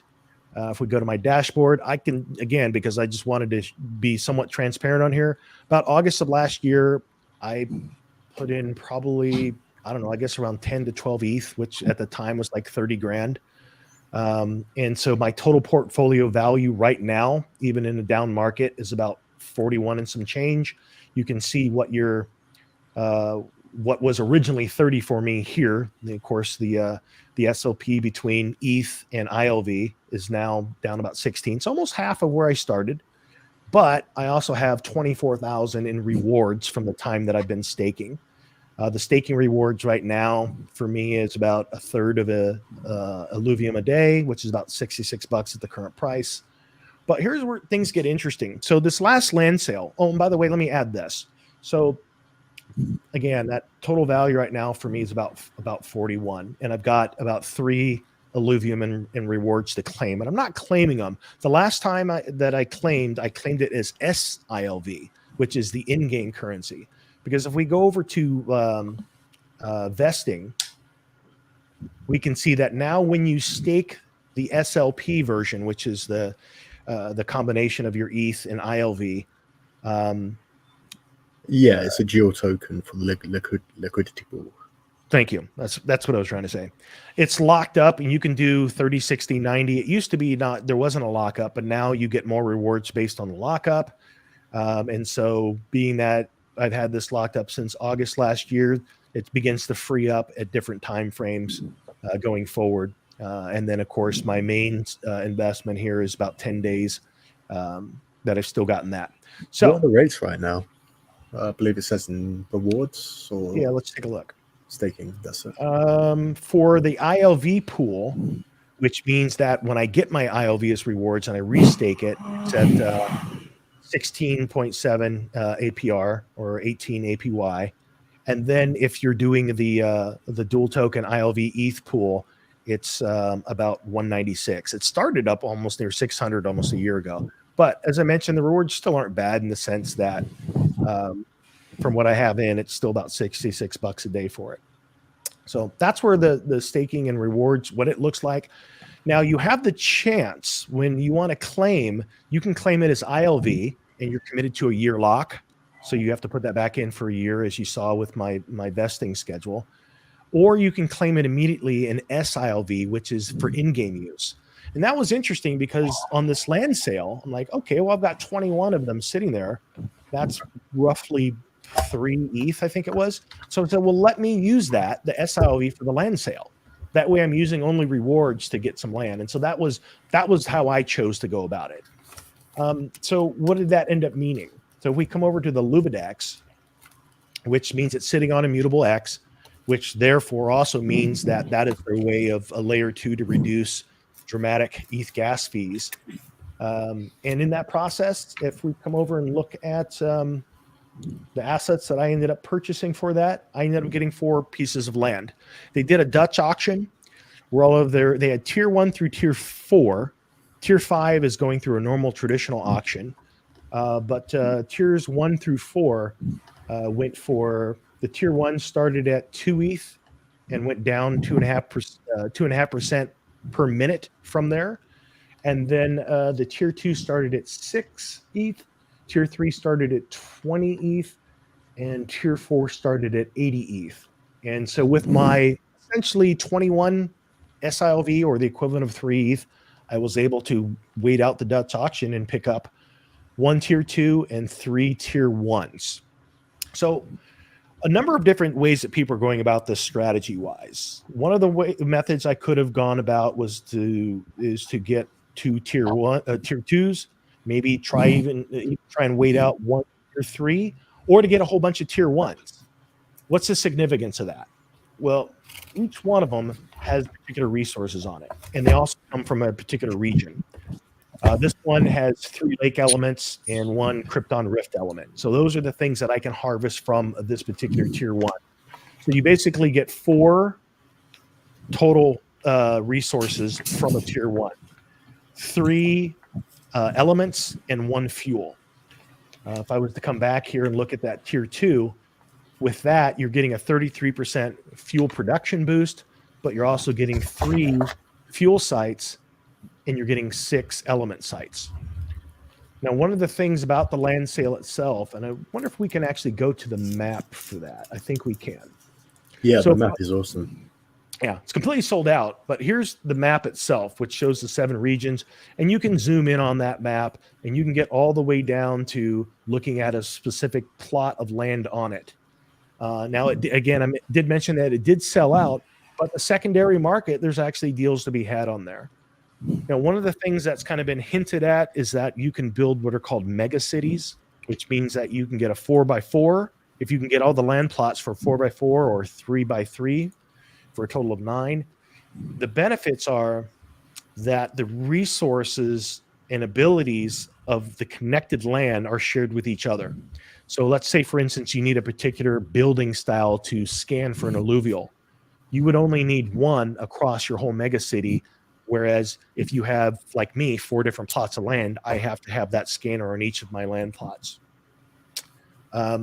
Something else, just as a note, that was a part of my particular strategy, was because one of the benefits of having a variety of different lands is that you have the potential for blueprints for alluvials.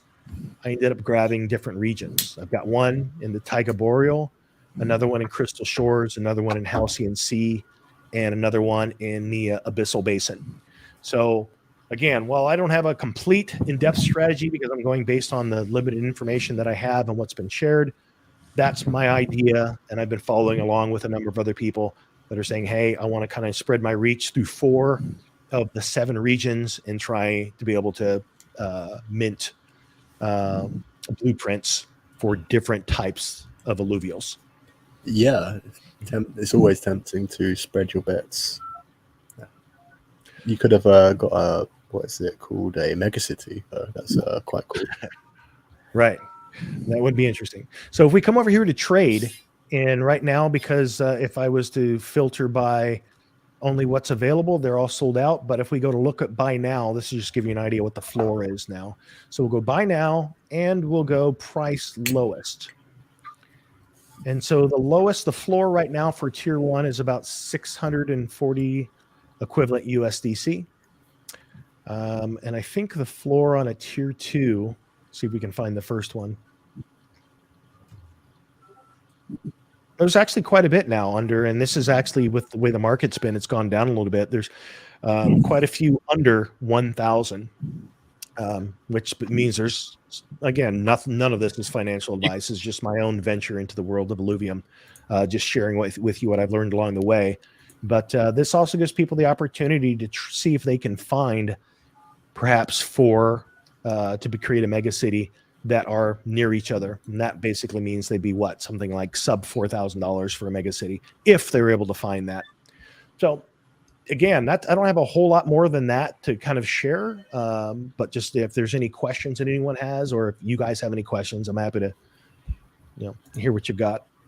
Yeah, there was quite a cool comment before about apparently they announced they're switching to Unreal Engine 5. I hadn't heard that, but it was one of the main things I had in Star Atlas's favor in contrasting the two.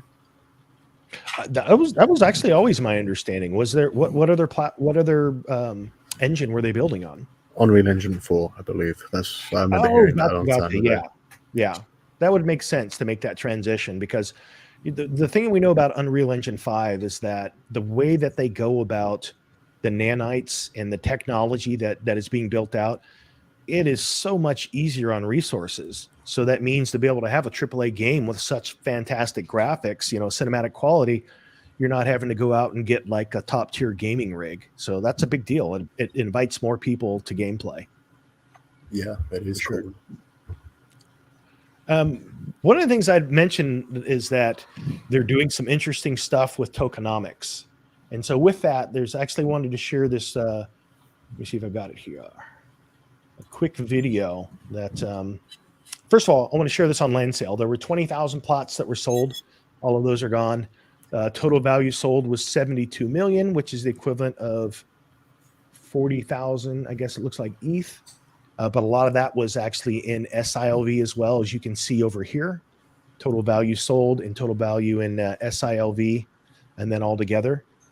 So that was how the land sale went. And the thing that was kind of unique about the land sale, and I wish there was a way to kind of show that, but you were able to, in this Dutch auction, be able to explore all the different regions, look at the stats of each piece of land, and it was an impressive NFT mint, a sale. And I say that for a number of reasons. One was that we know that one of the big challenges with NFT launches on Ethereum is the insane gas fees. And they mitigated the issues with gas incredibly well.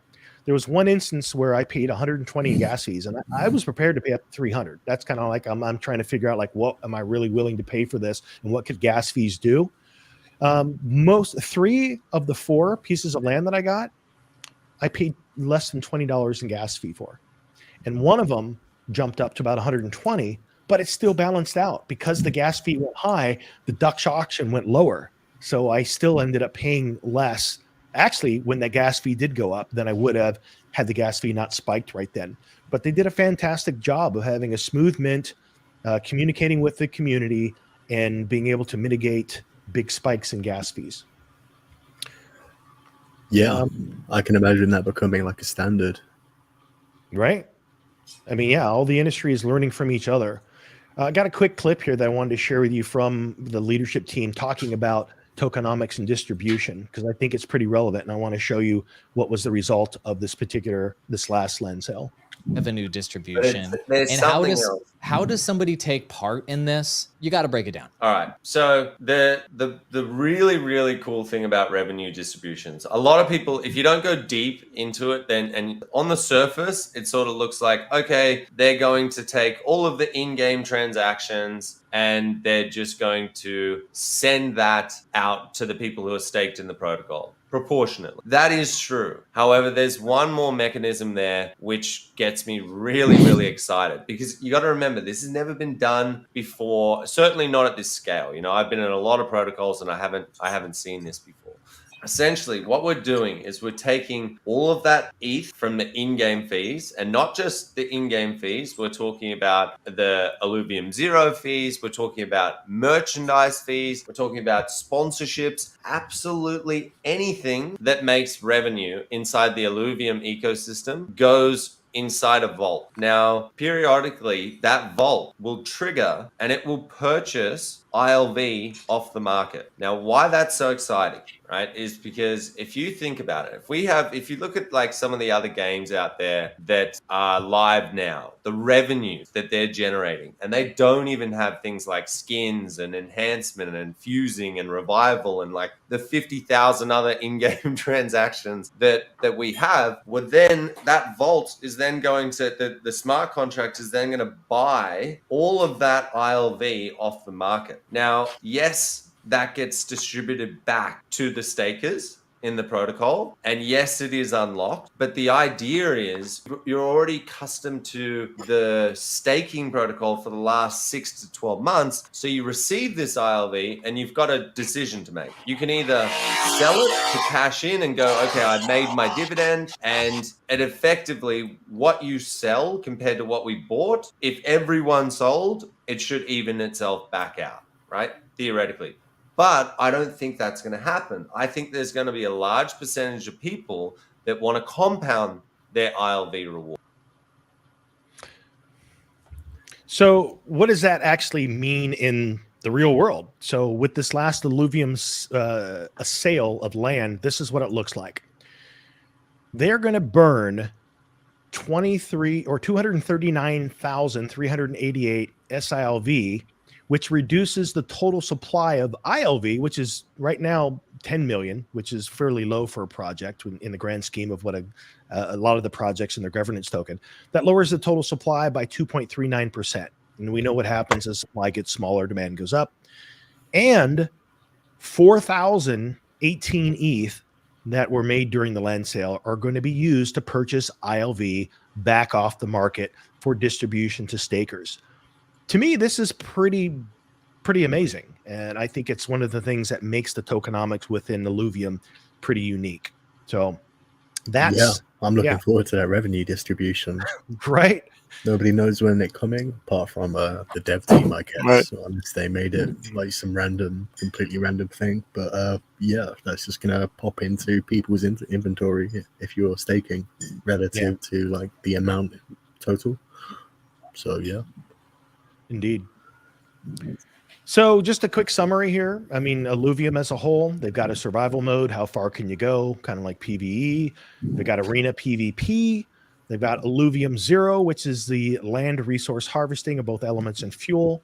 We've got open world where you go and get, alluvial discovery. And they have Illuvatars, which are for the most part PFP cosmetics. So a couple of thoughts here I want to leave you with is that this is not a pitch. This is not me or the show. We're not sponsored or anything. We're not shilling Illuvium. When I look at the industry at large, I want to look at the projects that I think that are influencers, the ones that are moving the marker, the ones that are influencing other projects and moving the industry forward for the betterment of gamers and the community as a whole.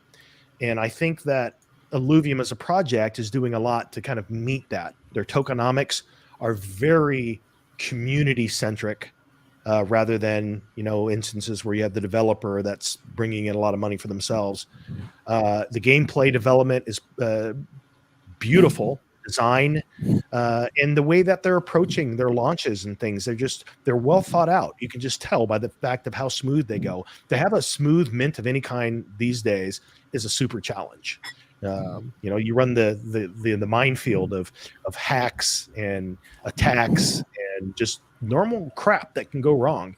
And it really makes a company shine when they're able to navigate that minefield, that gauntlet of challenges and pull it off to where it looks pretty smooth. So again, not financial advice. Do your own homework. I normally don't open the kimono and say, hey, here's what I've done myself. I've only done that for the purposes of giving you some real world kind of hey, here's how it's gone. Here's what I initially put in. Here's what the bear markets can do to your holdings. Here's what I got in rewards. Here's how I use my rewards to buy some land. no idea what the future of this project is. All of it is a risk because we're all pioneers in this early stage of NFT blockchain gaming. But at least, again, this show's about exploring what's out there. So figured it was a good time to share what Illuvium's doing. Anything you guys want to add to that? Yeah, I think Focuses on fun and economics, two of our favorite things. Yeah, I think it's very exciting. You know what I mean? There's a lot of projects that are still working, still putting out stuff this year, and I think that's very important when you look at the market being down the way it is, because in my opinion, and obviously this isn't financial advice, but in my opinion, the projects that are building through and launching, especially in the bear, are the projects that are going to do that much better in the next bull run. That was particularly, in my opinion, part of the success of Axie Affinity was the timing. They weren't expecting the success they were going to have and the explosion that they created with the metaverse, but it happened because of the timing. They were there in the bear market and guys were playing the game and they loved the game. And then in the bull run, they got tested in a new way. Yeah. And that's what it's all about, riding these cycles and who's going to last the test of time.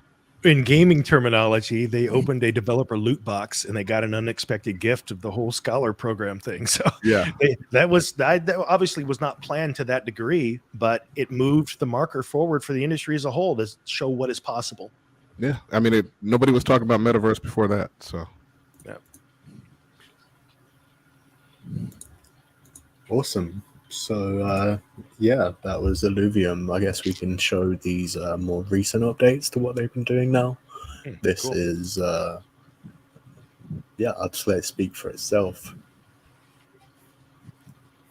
Really awesome, like interactable environment. Such a good looking game. Mm-hmm. This is the part where I was saying that, man, there's so much of what they're doing in the mechanics that almost has some console type polish to it. Mm-hmm. Yeah. Yeah, it might be the best looking one that we've been talking about. Yeah, they just show so much. And I'm curious how, like in that particular instance, you saw that you have a character, which is your personal avatar, it seems to be, and then you have this little helper bot. I don't completely understand its role, but it seems to be following you around as kind of like a personal assistant. Maybe it carries your resources. Maybe it's doing the gathering. Maybe it's helping you with scanning for alluvials to be able to find them or track them down. Don't know. I believe it can mine as well. Yeah, it's like it appears quite a lot in just all of the videos. Here's another one, for example. This is the Leviathan Arena, where all the big PvP matches will happen. Very cool. Yeah, and the other thing I like about it too is that, man, I am itching to get into a game and really get in some good gameplay. I'm totally looking forward to Scream, of course. And so, now, man, as soon as I get I'm on the wait list for beta for Illuvium. And of course, as soon as I get that, of course, I'll share some gameplay here on the channel. But I'm excited to actually see some of these things come to life and us move a bit out of the ideation phase. That's great, especially for the long-term projects that require that kind of effort. But I'm also looking for some of the simpler, quick-to-market, playable, play-to-earn style games to show up and say, hey, play and earn now. And so I think this is one that is probably going to meet that criteria pretty soon. Yeah, it's Illuvium Zero. It looks quite complex. So much information that kind of suffocates you, really.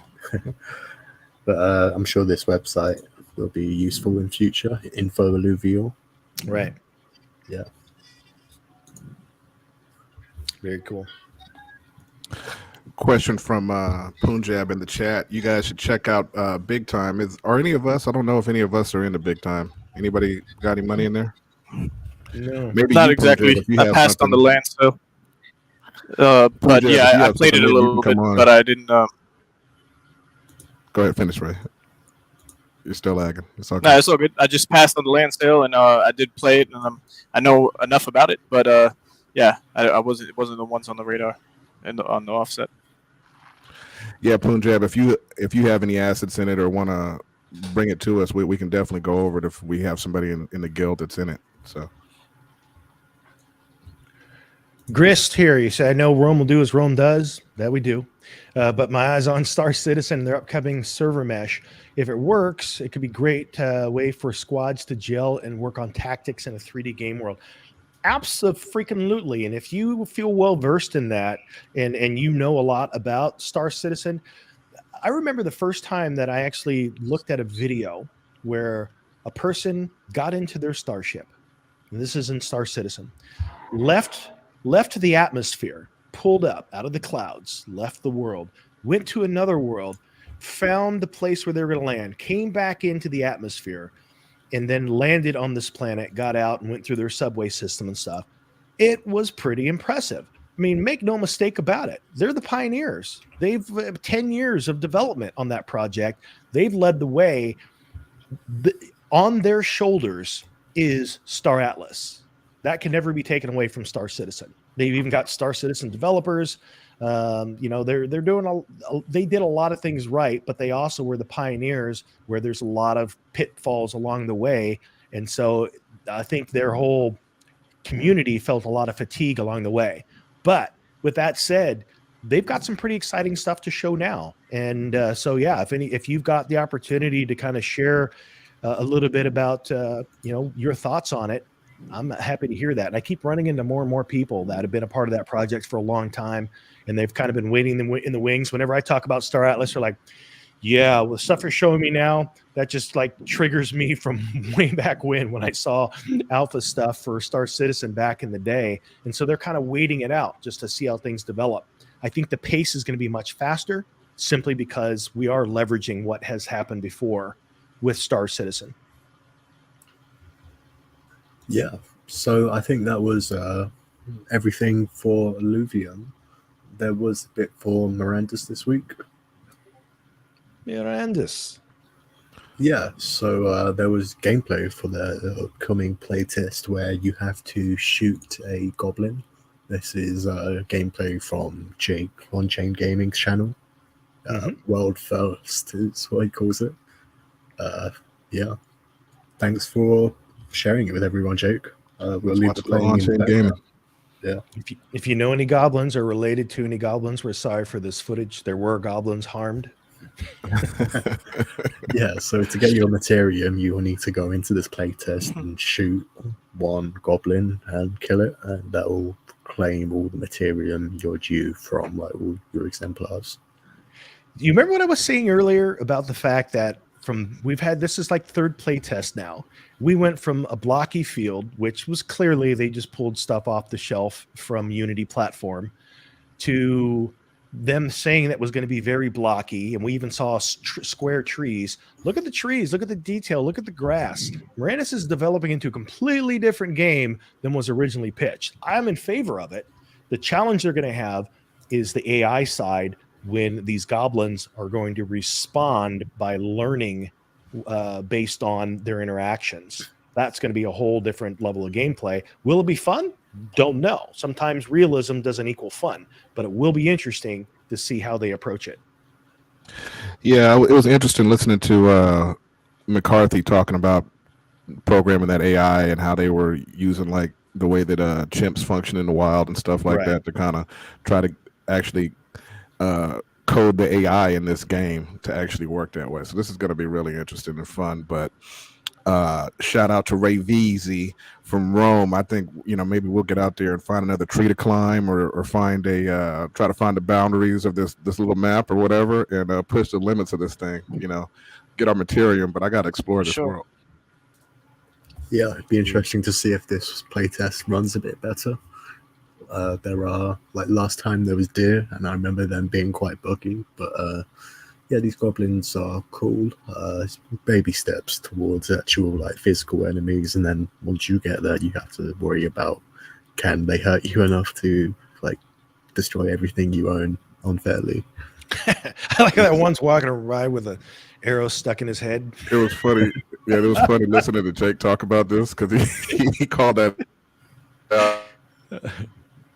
Well, that always does adventurers. And all right, so I think literally if you guys are jumping into the playtest when it comes out, that is enough to earn Materium on every single exemplar that you have. Is that correct? You're just going to need a... That's correct, Jake. Thanks. Yeah, man. So yeah, the playtest gets very dark again, and that's kind of McCarthy's thing. So yeah, I'd like to be able to carry a torch around at some point. Or a lantern. Yeah. or you just have a class. Of course, we don't know which classes, and we've had some mention of it, but we don't know to the extent at which you'll be able to see in the dark. There's some criteria. For example, with the dwarves, it's going to have to be when you're inside a mine.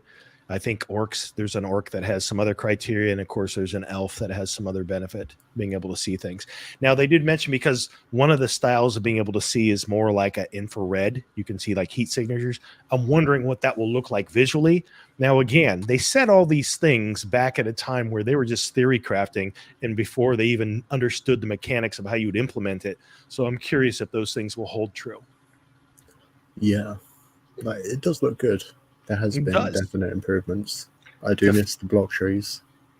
The style that they've been going for with the lighting, and like the shot where they showed inside the tavern, and like this here around a campfire, I think it's beautiful, and I think it's great. It adds an interesting element of gameplay.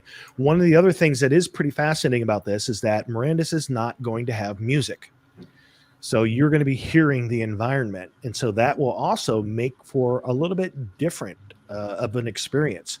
And while it may be strange at first, you'll probably get used to it, and it will add just another element, because you'll probably be captivated by the sounds of the environment. They have, seemingly a good sound engineering team working on this. But it'll be pretty cool to be able to focus on utilizing what you hear as you're out in the wild, because again, the goal is to make this a very dangerous place, especially at night. So you probably don't want your senses obscured by music, just the same way you wouldn't be walking through these woods with a Walkman on. Yeah, this wouldn't be the type of game you play while like watching Netflix on your other monitor. Right. Walkman. Did I just date myself instead of saying like an Apple iPod or something? Yeah, I guess I did. Sony Walkman, if you're back in the 80s. It'd be interesting to see if they had like an improved Mega Troll, or I guess it'd just be a troll. Right. Yeah. Yeah. And movement. And also, is the movement mechanics can be different than we see, like the mechanics of those goblins walking around on the ground.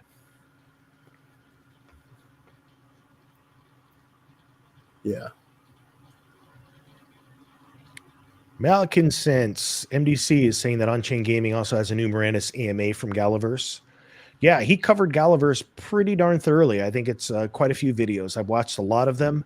Very useful information. He actually sat down with a number of the dev team that are working on it that gave up some pretty good information. So yeah, it was good coverage for sure. So definitely worth checking out Jake on his channel, On-Chain Gaming. Yeah, so there was a guy asking in our Discord that it's been very worrying that they plan that only a fraction of deeds to be placed in the game. Do they seriously think people will be okay with paying 10 to 20k for a hamlet and not find a spot for it? Yeah, that was covered. And so... yeah, he linked to the video with a timestamp. We can let that play. Or the logic behind that is this. They're trying to suggest that it's a known that the market will be such that not all people are going to be using their deeds at the same time. So they're trying to account for the fact there will be surplus that won't be in gameplay. Yeah, I guess from their perspective, more or less in game is as much in game as possible. But yeah, it's a hard balance. Let's see what the developer has to say about it. Or content might be new monsters or new resources, or we need more space for more lands, right? I don't know how long it would be for us to get to that point, but I already know that the expected number of zones that we're going to have is not going to be big enough for all the landowners to already place their deeds. So that's a pretty big number, and there's reason for that. It's not that we don't want people to place their deeds; it's that we expect a certain percentage is going to be out on OpenSea or up for sale, or maybe pulled out of the game for one reason or another. And that's typical, you know. But as we get to the point where the whole world is already filled out years from now, and Miranda's has, you know, hundreds of thousands of players that are super engaged and all using exemplars constantly, I think that the landowners are going to be really excited whenever we talk about adding more land or adding more space to the world. And then in much the way that you see, you know, people who are invested early are more likely to get the opportunities early. So if there's going to be land for sale, it's going to be to those people first, most likely. I'm not going to make that statement that it will be, but I mean, talk to McCarthy. He'll be the one who makes those decisions. Yeah. That's a good answer. Talk to McCarthy. He's the main guy. Yeah. So that is, I mean, it is going to be a challenge, and not everyone's going to be happy. And as Punjab is saying here, they do have to build it out as they go. There's no such thing as jumping into a fully functioning economy. It just can't happen that way, which is why you have to kind of like prime the pump and seed an economy. So are there going to be people that are going to be a little grumpy that they might not be able to place their deed right away? Absolutely. And once those deeds are placed, are there going to be people a little grumpy and salty over the fact that they have a building that they paid a lot for and they don't have any place to place it? Absolutely. So yeah, there's going to be some challenges, and that's the nature of any project. I just personally wish that projects like Gala would take into greater consideration how to work with a community to ease into that, rather than go with the model of a large cap raise to sell as much as you can and figure it out after the fact. So it is going to be a bumpy road, but that's the nature of new projects. Yeah, it does get a bit tiring once you've been through a few cycles, and they have so many games out now, and I don't expect them to stop. Right. Yeah, I think that, I mean, and I've said this many times, Gala's initial model was cap raise. Sell, tell a story, don't really even have a game plan yet, but raise as much capital as we can, because their long-term future goal was to be the network, the publisher for game developers in the blockchain space. And they're doing a great job of the land grab right now. They're scooping up IP, they're making deals, they're pumping palms and kissing babies and making stuff happen and figuring it out as they go after the fact, because they want to scoop up as much of the landscape as they can. And the truth is, they're doing a great job of it. But just know that as a consumer, you're going to get caught up in that a little bit, and you may be a little disappointed if you're not in it for the long haul. I believe they're going to be around for the long haul, and I think in the long run, most people are probably going to be pretty happy. But do know this: not all those projects are going to work. Not all those games are going to be successful, and with that comes a lot of risk. So be prepared for that as well. Yeah. And as we've said, On-Chain Gaming goes into it in more detail, so I think we'll leave that to him. Mm-hmm. Was there anything else to cover for today's episode? I think that's it. Yeah. That was a good one. A lot of content. Yeah, good job, Bryce. I saw a couple of mentions there, and we do ask for that all the time. Yeah, there was a couple Tigrist of people comment telling in the comment section about Dr. Disrespect. Yeah, I'm gonna be an NFT, NYC NFT, and I'm gonna attend his event on the 22nd. So yeah, he's doing some good stuff. Midnight Society, well-known gamer on YouTube for a while now, for many years actually, and he's now hopping on to the blockchain space, Polygon, like it was mentioned, and yeah, promising stuff from a trusted community member for traditional gaming. It's been entertaining us for years. So we'll see how that goes. I'm excited for that. And then, yeah, on the Miranda's front with what was just covered, I have a little lag on my end. But, yeah, it's going to be interesting to see, as it was mentioned by McCarthy, that big deeds are going to be placed first, which are the citadels worth millions of dollars. And then you would go down as far as size, maybe not price, but it correlates. So you would have more deeds coming onto the map of space that they're, or zone that they're allowing at first. And yeah, I think that what they're going to do up until the time of when everyone's going to be able to put their deeds down is expand the deeds so that way maybe all of them could be put down, but in increments, as they mentioned. So I think that for now, what we hear is what we hear. But just like every other time they said something, and then we were kind of like rustled by it as a community, not understanding. It comes together at some point, and it makes sense ultimately at the point of when it's going to now either make them look bad from the community out, like lashing out, and then they'll change their tune, and then they'll accommodate whatever it is at the moment, which they're probably always going to be able to do.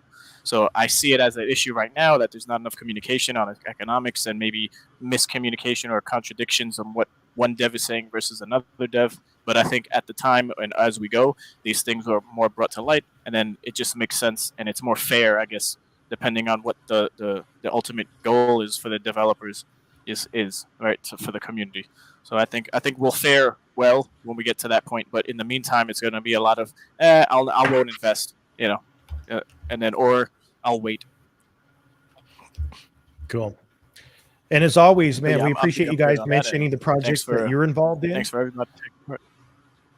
And yeah, we've got a number of mentions of different projects, some that I'm not familiar with, some that I've heard whisper of, but even projects that we are familiar with. If you've got contacts, whether it be people that are active in the community or you yourself that feel like you have a good grasp of a particular project and you'd kind of like to come on and share your thoughts and ideas on it so that we can share it with the rest of the community, be happy to do that. So appreciate you guys and your participation as well. Responding to Real Talk, is this live? Yeah, it is live. We go live every week at the same time. It's a pleasure having you all with us. Thanks for watching. Yeah, thank you so much. All right. So which outro? Before we take off here, are we going with Atlas Minor, which I can never get that song out of my head after we play it, or do we want to play our Rome Oni clip? Let's mix it up. Let's go for Rome. All right, that's it. We will see you guys. Any final thoughts? I know that Bonafide had to jump off. He had some connection issues. Any final thoughts there, Ray? Yeah, just thanks again for all the support. Stay tuned with what's going on in the space. You could always, hop in our Discord, continue conversations on games or ideas and thoughts. Like, subscribe, the whole nine. Smash everything you see, and yeah, we'll be around. Awesome. How about you, Fancy Hat? Yeah, if you want to check out our Coppa entry, check out our Discord. It's in the About Us MVN channel. And yeah, learn all about what we represent. Awesome. We appreciate you guys. Hope you find value in this, whether you're watching this with us live, which a lot of the usual suspects, man, we appreciate you guys and your loyalty and the way you guys show up, and not only just show up to watch, but also contribute. Share your thoughts, ideas, and feedback so that it really is a conversation that we're collectively having. Love that part of it. Appreciate you all for sure. And with that, we'll see you again this time next week, next Sunday. And for those of you that end up catching these episodes as a rewatch, we appreciate you as well. Hopefully you can make it with us live, but if not, you can always reach out to us on Discord if you have any questions or things you'd like to see us cover. With that, we'll see you guys next week. Cheers. Are you ready for the next evolution in gaming? Blockchain games are here. Why just play when you can play to earn? Enter the Star Atlas Metaverse with Rome. Star Atlas is a grand strategy game of space exploration, territorial conquest, political domination, and so much more. Rome is a premier guild of the ONI Faction within Star Atlas. Rome is here to play and to earn. Want to take part in the action? Rome is accepting new citizens. Join the Rome Guild on Discord to learn more at gorome.io.